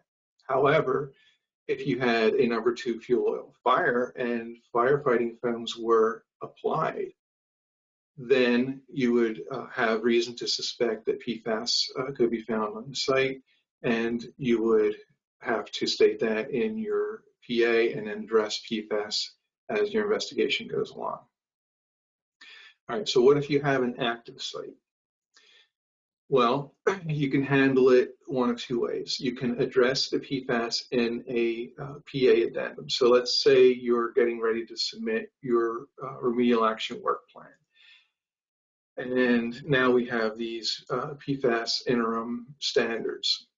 what you would do is within that remedial action work plan, you would just put in a, and it doesn't have to be too extensive, just a PA addendum stating that your investigation of the site did not entail any indication that that PFAS were used, stored, manufactured, or applied on the site. And then you go from there. However, if you're unable to substantiate that, then you would collect samples at whatever stage you're in. If you're in site investigation, remedial design phase, you would collect some representative samples and determine whether they are above or below standards, and then address them accordingly. All right, so what about sites that have already received an RAO? Well, for sites that received a restricted RAO, you would address PFAS in the next biannual protectiveness certification. And again, you can do this one of two ways, either with a statement similar to what you would make in the preliminary assessment, indicating that PFAS were not used, stored, manufactured, or applied on the site based on your extensive investigation of the site. Or if need be, you would have to collect some samples, determine whether or not they are above or below standards. And then if they were all below standards, that would be great. And you would just state that in your biannual cert. If they are above, then you would have to do an evaluation as to whether or not the measures you have on the site are protective for human health and the environment for those exceedances. And then lastly, what if you have a site that received an unrestricted RAO? Well, the short answer is you're not going to have to go back and chase down all those sites and relook at them. We will simply, if and when they come back into the site, we'll treat them as a new site, and they would be, PFAS would be addressed in the preliminary assessment or equivalent evaluation. All right, I'm going to hand it off this time to Raphael. Thanks, Alan. We appreciate it. And that said, ladies and gentlemen, Rafael Rivera with the Bureau of Case Assignment and Initial Notice. Thank you, Nicole. Good morning, everyone. Again, it's Rafael Rivera, Section Chief with the Bureau of Case Assignment and Initial Notice. I'm going to give a quick overview of the contaminants of emerging concern, CECs, and timeframes guidance dated 10/17/22, which covers the administrative options available when CECs are identified at a site. Again, CECs, I'm going to use the acronym a lot, so not to confuse with the continuing education credits. Next slide. So the guidance document can be found under the main SRP website. Under the guidance library, if you scroll down to the administrative guidance section, you will find the contaminants of emergent concern, timeframe issues for existing cases. The guidance was slightly changed to include the CEC soil universe, and dates in the RAO example were also updated with current dates. So there were very little changes made to the actual guidance. Next slide. So the guidance provides options available for CECs identified at a site when existing case, with an existing case and the creation of a new case. If CECs are identified as a new discharge, it shall be reported to DEP hotline at 1877 warn DEP. For sites with an existing case, you have the option to merge the CEC incident using the confirmed discharge notification online service by selecting the existing case, LSR activity. Sorry about that. This option will require remediation of all AOCs within the existing timeframes established for the case. Extensions are only an option if the timeframe or time to request an extension have not passed. Regulatory extension requests must be submitted at least 30 days prior to the timeframe, and mandatory extension requests must be submitted at least 60 days before the timeframe. I strongly encourage LSRPs, PRCRs to check the data miner case tracking tool report to determine timeframes associated with an existing case before merging the CEC discharge via the CDN online service. The second option is not to merge the new CEC discharge to the existing case, if one exists, which will result in new timeframes based on when the CEC discharge was identified. Retention, annual remedial fee form, and remedial phase documents must be submitted to the new case. I would like to remind everyone that the ARF, the annual remediation fee form done online, submission for media will not update timeframes. All new cases are defaulted with soil timeframes, so a remedial timeframe notification form must be submitted if the case involves a media impact. And next slide. So I just wanted to show a quick screenshot of the CDN service. If the site has an existing case and you get to the case selection window, you will have the option to merge into the existing case if one exists or establish a new case. If you want to establish a new case, you must select the highlighted box. I do not see a suitable activity listed above. So this is where you determine whether you're going to merge the CEC discharge into the existing case and comply with the existing timeframes, or make a decision that you don't want to merge into the existing case and establish new timeframes. So this is how you go about it for those sites that have existing cases. Obviously, if it doesn't have an existing case, the system is just going to create a new case, default with the soil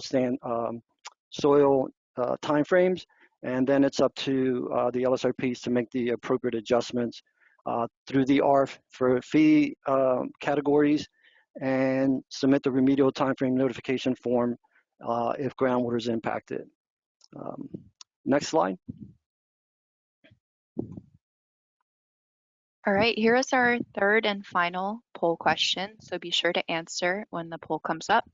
When a CEC is discovered at a site, it can be merged with the existing case or a new case can be created. A, true, B, false. Okay, the pop-up is up on your screen. You'll have a minute to respond, so please get those responses in. As a reminder, you have to answer 2 out of 3 poll questions.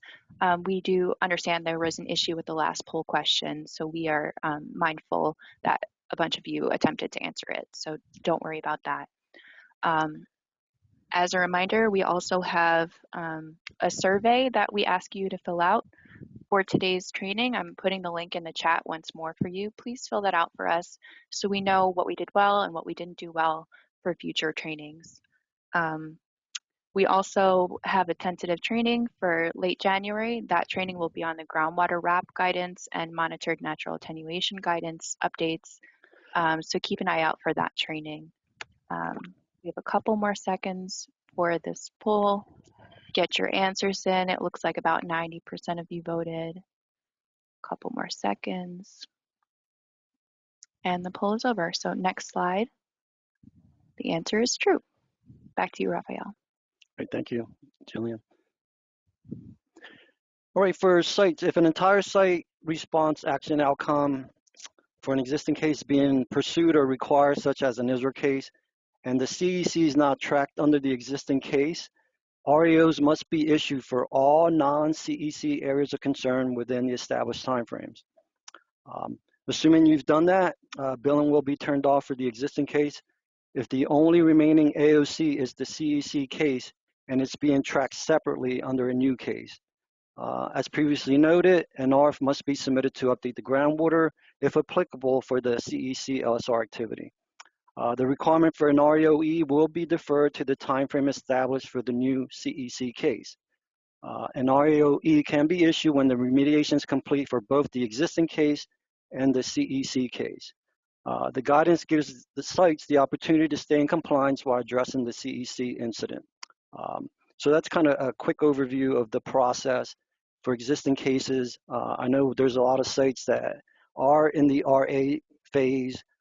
So the question came up, like, what do we do in these scenarios? That's why we created this document, to give you those options. Again, it's on a case-by-case basis. PRCRs and LSRP should discuss what's the best approach, because every case will be a little different. In some cases, it will make sense to merge. In some cases, it won't. Next slide. I just wanted to point out that the department does reserve the right to establish expedited timeframes for IECs, case involving litigation and direct oversight. Next slide. This slide just gives an example of the RA timeframes associated with a Spill Act case for a CEC soils only case and a CEC groundwater case. This example does not account for lengthening options if they apply to the site and extensions. It's just to give you some dates.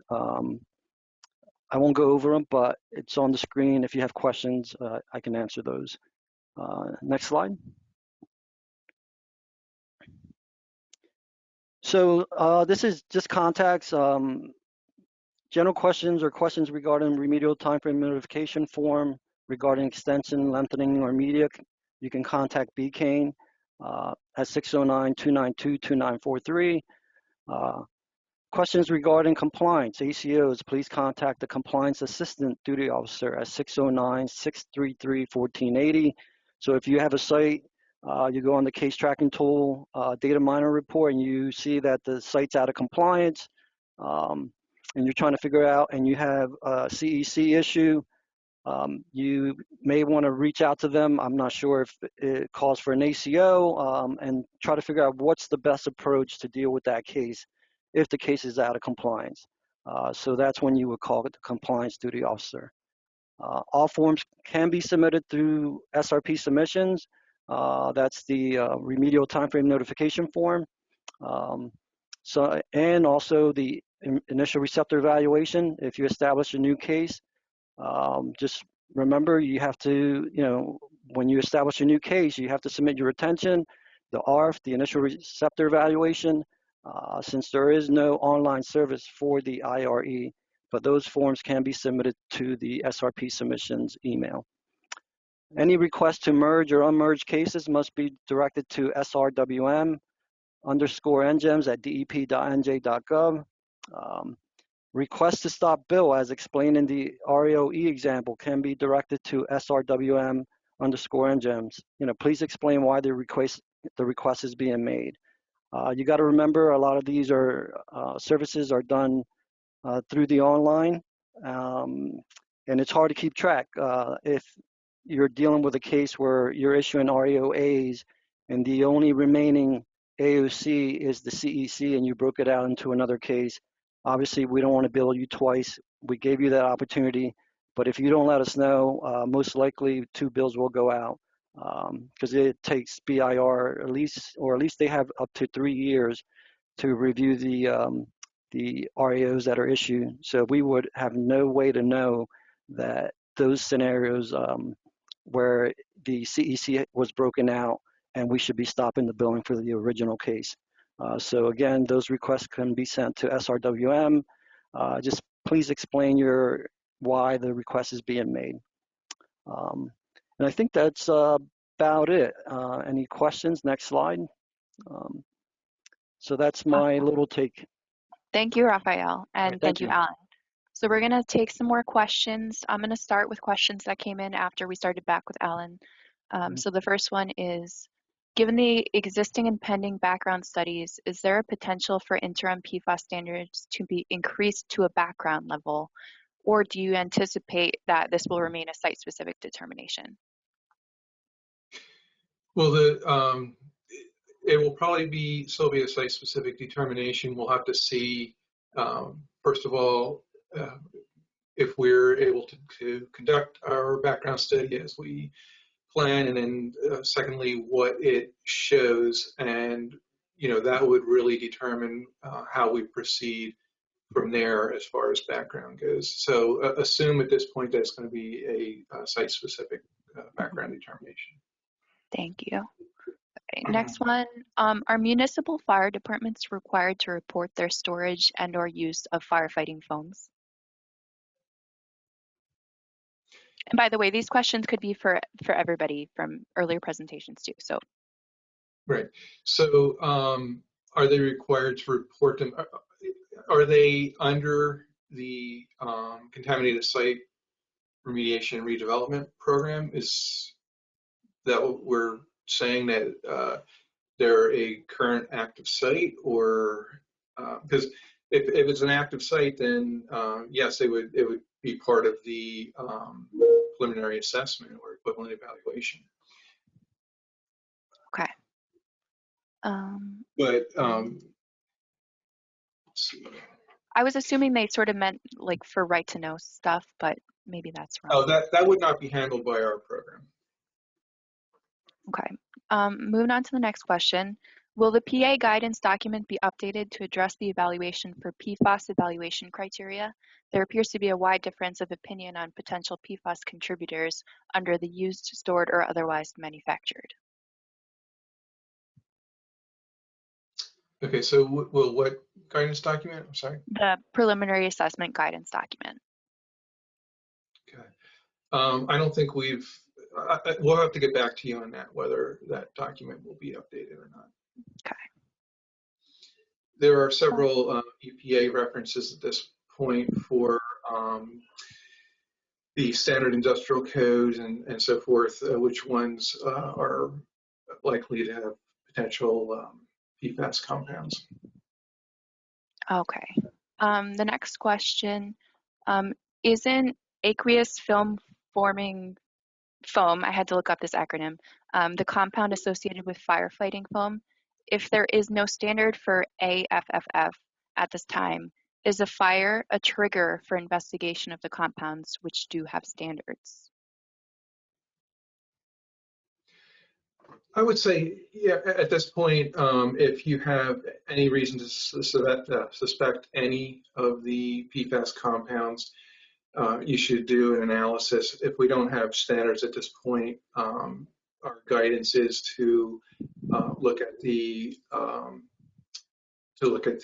reporting limits, and we will work with you from that point. Great. Oh, and did I'm anybody sorry, I want just wanted to step in. AFFF commonly does have the PFAS compounds that we have standards for. So if you have AFFF, then it definitely should be further evaluated and analyzed. Thank you for chiming in, Erica. Yeah. Next question, are PFAS interim soil remediation standards applicable to sites with unrestricted use NFAs? Yes, I think we covered that. So unrestricted use NFA would only be, our NFA or RAO would only be evaluated if and when they came back into the program. Mm-hmm. Great. Next one, for an active site, do we need to sample soil anytime there is a PFAS groundwater impact, even if the source was a leach field, which is now long abandoned? Yes, because we'd want to determine whether or not there's still a contribution. Great. Next one, has DEP determined a set of SIC codes that PFAS should be associated with? We have not, but as I indicated, there are some EPA references, and we can add to our guidance as we go forward. Also, the CSRR program, sorry, I had to make sure I had the acronym right. There is a Contaminants of Emerging Concern website, and there's an FAQ on there as well that lists SIC and NAIC codes that can be used as a way to determine, is there PFAS that was historically used. Great, thank you. Next one, will PFAS analysis be required for clean or alt fill evaluations when there is limited background information on the donor site? Again, we'll be handling that similar to the way we handle dioxin or hexachrome. If there is reason to suspect that there is a PFAS AOC, or that fill came from an area that's within a migration pathway, potential PFAS AOC, then you would want to sample for that. If there's absolutely no reason to suspect PFAS in the spill that you're bringing onto the site, then there would be no reason to perform that analysis. Great. If you have an open PFAS case for groundwater, do you have to call in a discharge if PFAS are also detected in soil? If you have an open PFAS case for groundwater, can you open a separate case for PFAS in soil? Right. Well, if it's already known to the department, if you called in the incident number and you created a case for the groundwater, it's already known to the department, and I'm assuming they're associated with, it's from the same AOC. There's no need to call in for soil. We're not trying to break out the soil and the groundwater aspects into two different cases. Assuming it's from the same discharge, it should be tracked under the same case.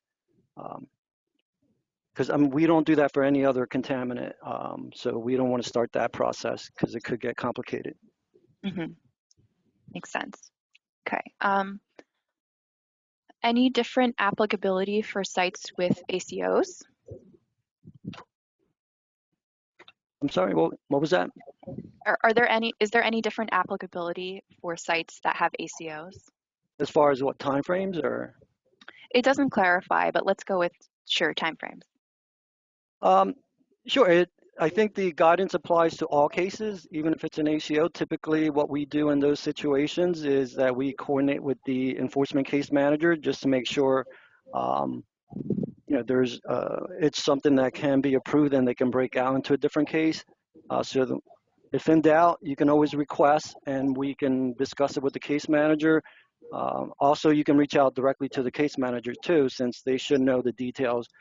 And that's something, as far as moving forward, cases that are out of compliance, these are the discussions you can have with the enforcement case managers during the ACO negotiations. Agreed. Okay.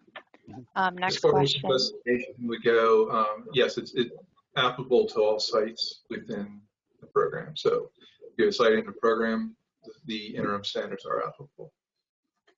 Thank you for that. Okay. So if we already have known groundwater PFAS contamination, but now sample soil and detect above the soil standards, can the groundwater issue be moved into a new case with the soil issue with new timeframes? I think I already addressed that. Yeah. Yeah. I mean, if during your evaluation or PA you identify that it's from the same discharge, they should be kept together.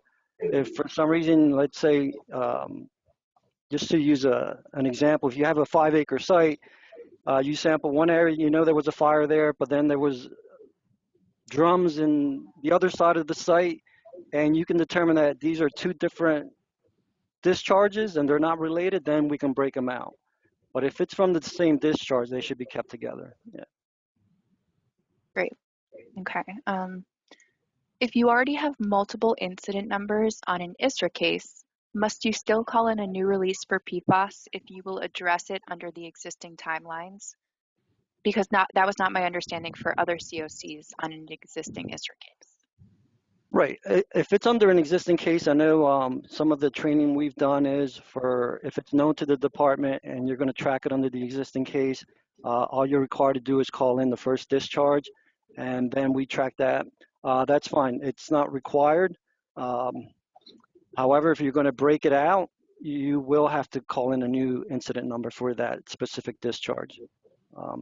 I didn't want to get into all the little nuances. I was trying to be in general, but that is the case. That's been kind of our direction during training sessions given at Rutgers, I believe, as part of the case study for ISRA cases. If it's known to the department, then there's no need to call the additional incidents for every time you identify contamination.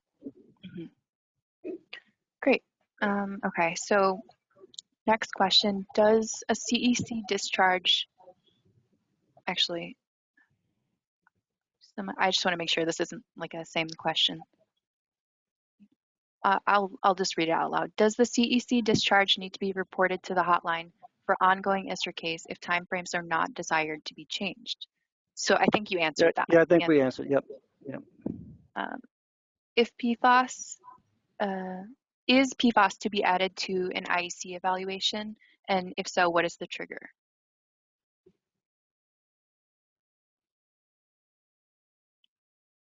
I don't know who that question would be for.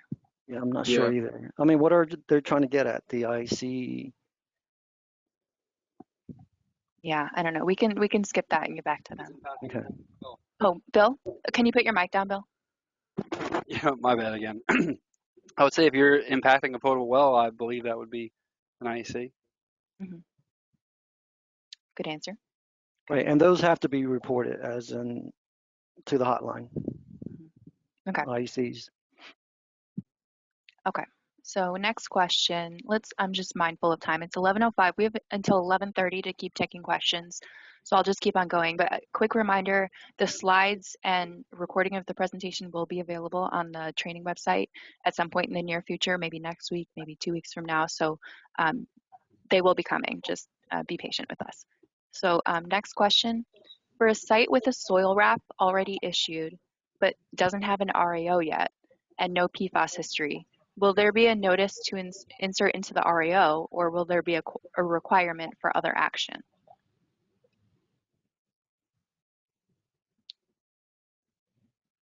I don't think we have any BIR folks on the call, so maybe that would be a... I can answer that. Okay, there you go, Lynn. If you're having an entire site RAO, then yes, you would have to evaluate and address the PFAS contamination with your RAO. And if that means you have to modify your permit, then that's what you have to do. I think the question is asking, will there be a specific notice? No additional notices have been generated for the PFAS. Okay. It's an area of concern, just like any other area of concern that has to be addressed. Awesome. Thank you, Lynn. Okay, next question. If a CEC case has been merged with an existing case, can it later be decoupled if the timeframes are not sufficient? Well, we try to get away from that. Usually what we do is we try to give everyone the opportunity to merge a case. What we don't want is kind of the back and forth, because it does take a lot of time and data cleanup. So if you've already merged an existing incident number into an existing case and you want to break that out, that's not a problem. We can do that for you. However, once we do that, we're not going to merge them back in. Because it takes a lot of time and effort and try to establish what timeframes apply. So it does create a lot of issues for us. So we give you an opportunity to unmerge, but once we do that, we're not going to merge them back. And I think that's referenced in the guidance too. Okay, thank you for that. Okay, so next question. What is the general procedure for ISRA cases where CECs are found late in the remediation? We have an RAOE obligation and more rigid timeframes. Right. That was discussed in one of my examples in one of the slides.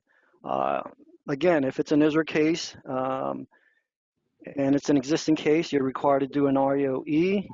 You have the option to break out the CEC into a new case. However, it's expected that you issue RAOAs for all the other non-CEC AOCs. So the timeframes still apply to your ISRA case for the non-CEC AOCs, but we give you that ability to break out that other CEC discharge to a new case, and those timeframes will be based on when you identified it. And that's one of the slides. It kind of goes over that. So I hope that kind of answered your question. If not, okay. If not, you can follow up with an email to Raphael. Yep. Okay. Next question. Would sampling for PFAS be required as part of a clean fill determination? I think we've already addressed that, but if there's reason to suspect that the fill is coming from an area that has PFAS or is in a migration pathway from an area that has PFAS, then you would need to include that. If there's absolutely no reason to suspect the PFAS, then at this point we're not requiring that. Okay.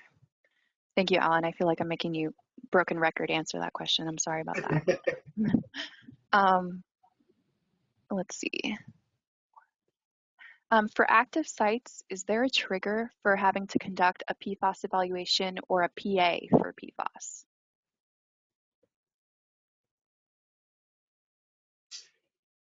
I feel like that one has been answered. Yeah. I'm sorry? I feel like that one has been answered too, but not necessarily a trigger. But right. So the interim standards, were effective as of October 17th. So whatever your next submission would be, after that time should address PFAS. Mm-hmm. Okay. Mm-hmm. So next question, can a background standard be determined via sampling for an area during RIR phase, as there is none provided by the department? Background can be established for any contaminant. So yes, as long as you follow the guidance that is out there for establishing background. Awesome. How are PFAS cases identified in DataMiner or in GeoWeb? And if they aren't specifically identifiable, will there be a way to do that in the future? I don't know that I'm the appropriate person to answer that, so I think we'll have to get back to them on that. All right, we'll go back to them. Are residential or non-residential septic systems exempt from investigation for PFAS, consistent with current guidance relative to residential and non-residential subsurface disposal systems?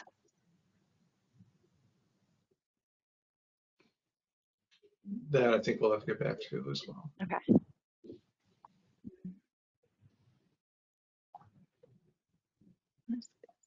Next one. How do these CEC regulations apply to RCRA cases?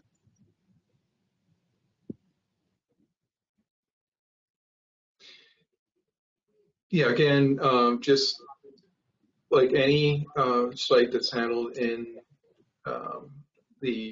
our program, if it's a CERCLA or RCRA site, you would apply these interim standards just like you would any other standard, whether they're an ARR or the outright standard for the site.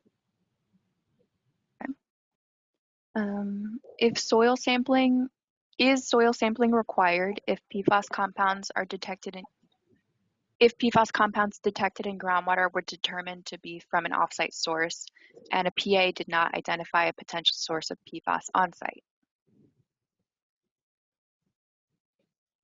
Okay, in that situation, I would say it would be prudent to collect samples to rule out your site.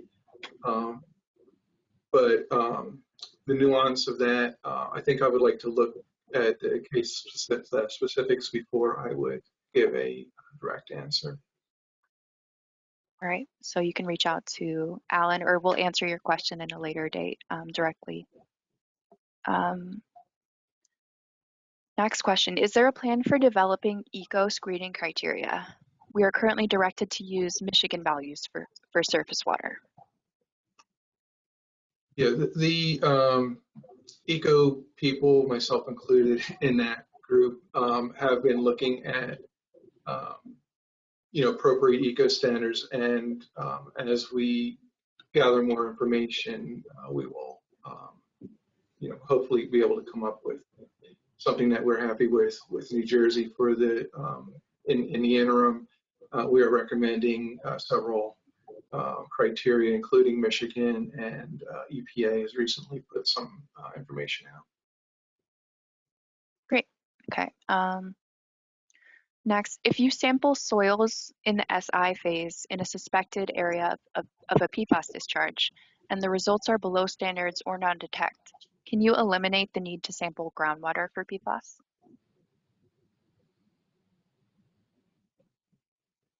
I'll defer to Jenny on that. So you're saying the SPLP and everything came up below?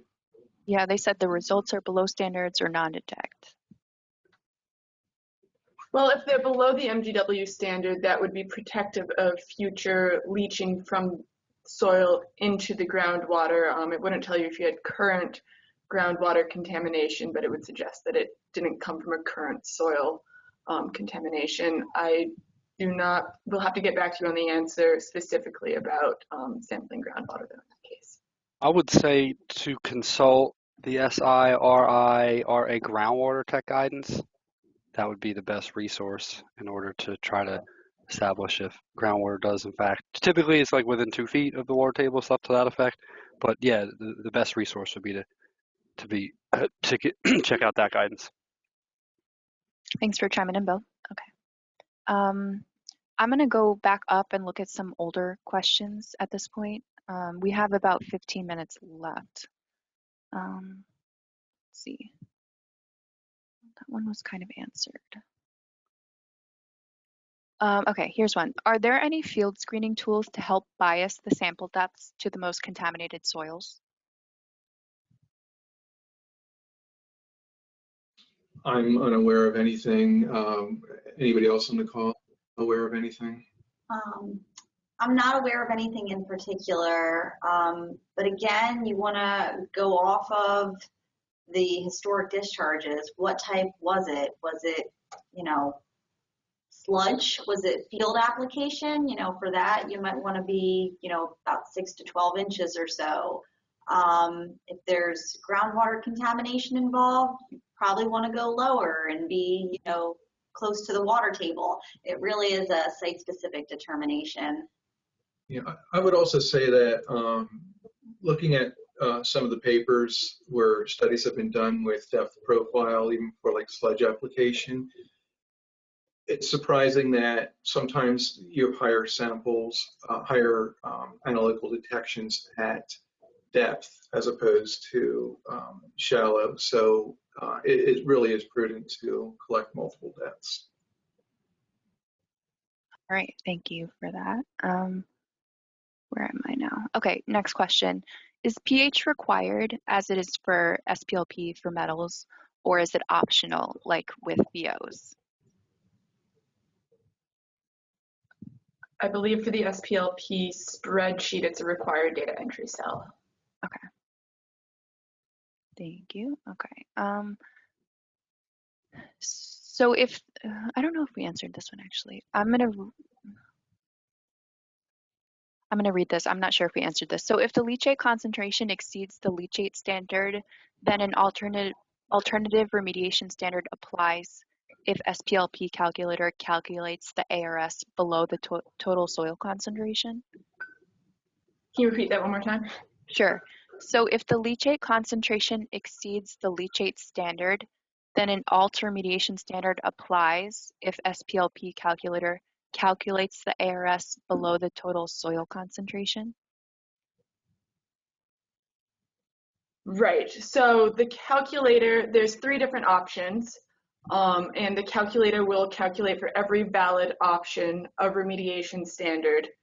So it is possible that option 1A is not valid, but option 1B is, option 2 is valid, and whichever valid standard that is the least conservative can be used from the SPLP calculator. Thanks, Jenny. Okay, next. Has the department done any testing of soil within the state to evaluate the presence of PFNA, PFOS, and PFOA in the background environment? We kind of touched on this before, actually. Yeah, Right. we're working towards it. As of this time, we have not done a background study, but we are hoping to be able to do that. Okay. Next question. What scenarios does the department anticipate as candidates for alternative ingestion dermal soil remediation standard for PFAS? So to develop an ARS for the ingestion dermal exposure pathway, the only option that exists is an alternative land use, meaning the exposure assumptions for the site do not meet the residential or the non-residential default exposure assumptions. So for examples of this, it could be a recreational land use, or if you're talking an industrial site, there could be a restricted access area. Workers are not there the default 225 days a year. Those sort of scenarios would be applicable to the development of an ARS. But again, I do want to say, I think I stated this earlier, pre-approval is required for those scenarios, and also a deed notice is required. Great answer. Okay. Next question. With a 5 order of magnitude difference for KD, are you actually intending to pursue and ultimately derive a single KD factor, or are you open to deriving different ones? There's still so much we need to know. Traditionally, for organic contaminants, you could determine KD as a function of organic carbon content and KOC values. For PFAS, it is much more complicated, where other soil parameters such as mineral content, bivalent cations, pH can all play a role in determining overall total soil adsorption.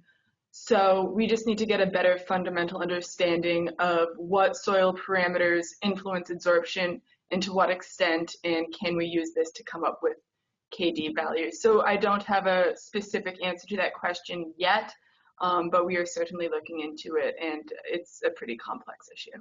Mm-hmm. All right. Next question is directed at Greg.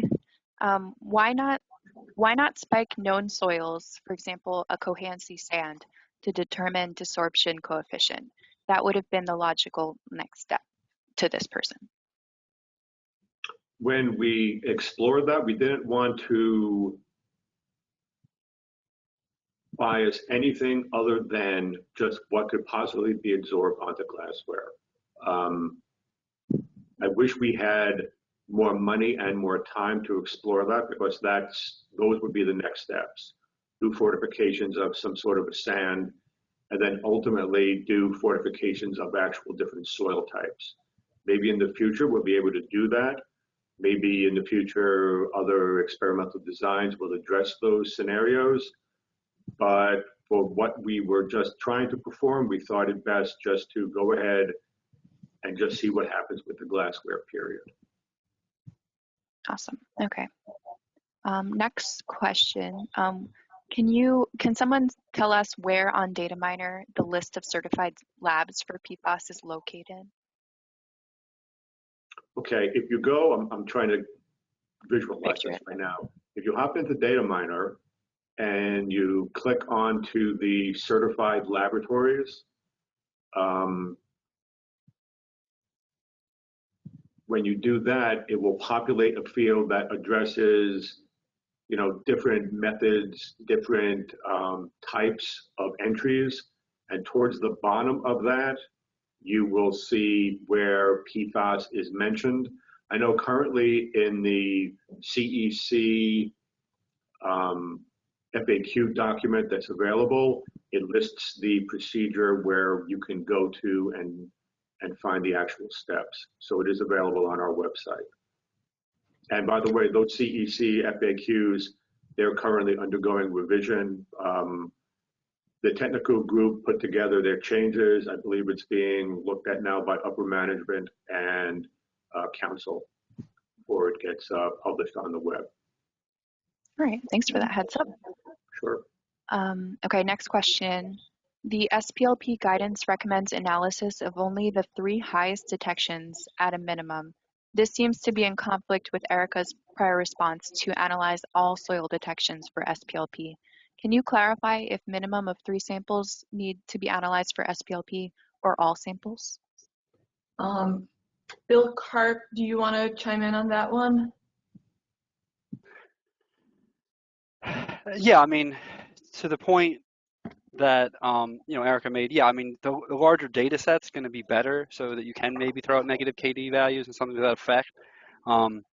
It require a minimum of 3. I mean, if you go back to Michael Gonshor's presentation last year for the ARS, you'll see him also as a stakeholder.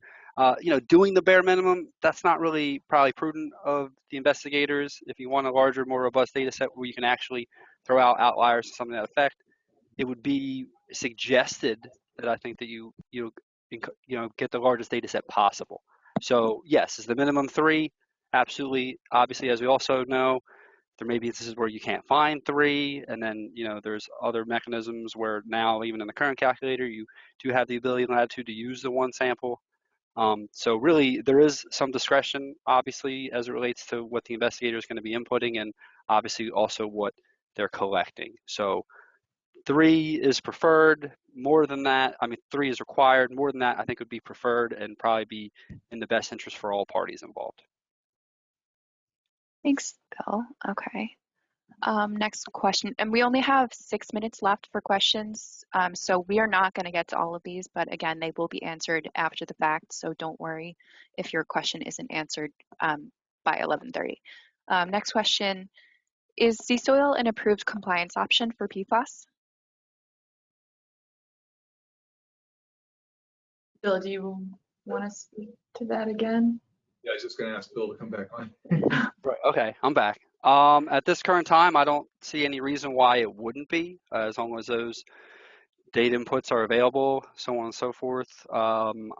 Using information that you can ascertain through the SPLP method and the like. I know that they're doing a presentation tomorrow in Seagirt. I think they are touching upon PFAS.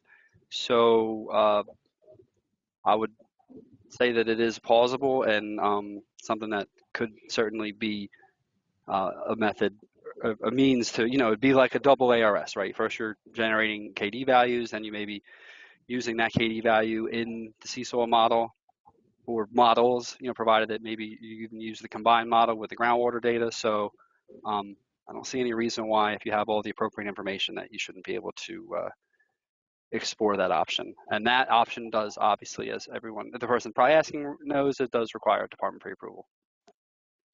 Awesome. Okay, next question, and we might have time for like 2 more. Next question, will the DEP be updating the analytical guidance documents to incorporate data usability evaluation requirements? How should LSRPs conduct data usability evaluations in the interim? The first answer is a very simple yes. One of the reasons we want to revise and update the data of known quality protocols and those guidance documents are we need to include the CECs, specifically PFAS, and also to some extent 1,4-dioxane. In the interim, they'll have to rely on their professional judgment with regard to how to deal with that. Another approach would be, if they find themselves in a quandary, they could reach out to my office via email, and we could set up a technical discussion, and either me or my staff will gladly help them through the interpretation of those data. Great. All right. We'll try 1 or 2 more. So with the high potential for cross-contamination in the field and in the lab, what is recommended for blanks, even for SPLP analysis? In terms of the actual concentrations found, blanks are discussed in whatever analytical method is being used for the analyses, and those should be adhered to moving forward with any sort of analysis. With SPLP, I mean, obviously, if there's a problem where you're finding blank analyses above any sort of remediation standard or goal, then there's going to be a problem. It would behoove laboratories to make sure that their glassware is PFAS free before they do any procedures, and possibly, just based on some of the results of the experiments, maybe a methanol rinse after they clean their glassware would be helpful to demonstrate or to get towards that end. Great. I'm going to squeeze one more. Sorry, Alan. Field blanks are recommended at a minimum of 1 per 20 samples, 1 per day, 1 per sampling event, so on and so forth. If you feel there's going to be any reason to suspect cross-contamination, so on and so forth, you may want to increase that voluntarily. Okay. I'm going to squeeze in one more question. Since GenX has 2 different CIS CAS numbers, are the results regulated cumulatively?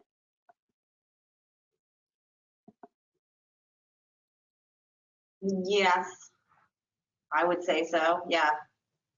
Yeah, so the analytical result and putting it into the calculators, that generates one number, correct?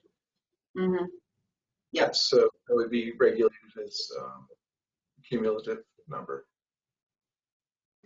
All right, so it is 11:29. Our training ends at 11:30. So I just want to thank all of our presenters for doing a great job today, not only presenting, but answering questions. Thank you all for coming to our training. And please remember to fill out our course evaluation. I put the link in the chat one more time.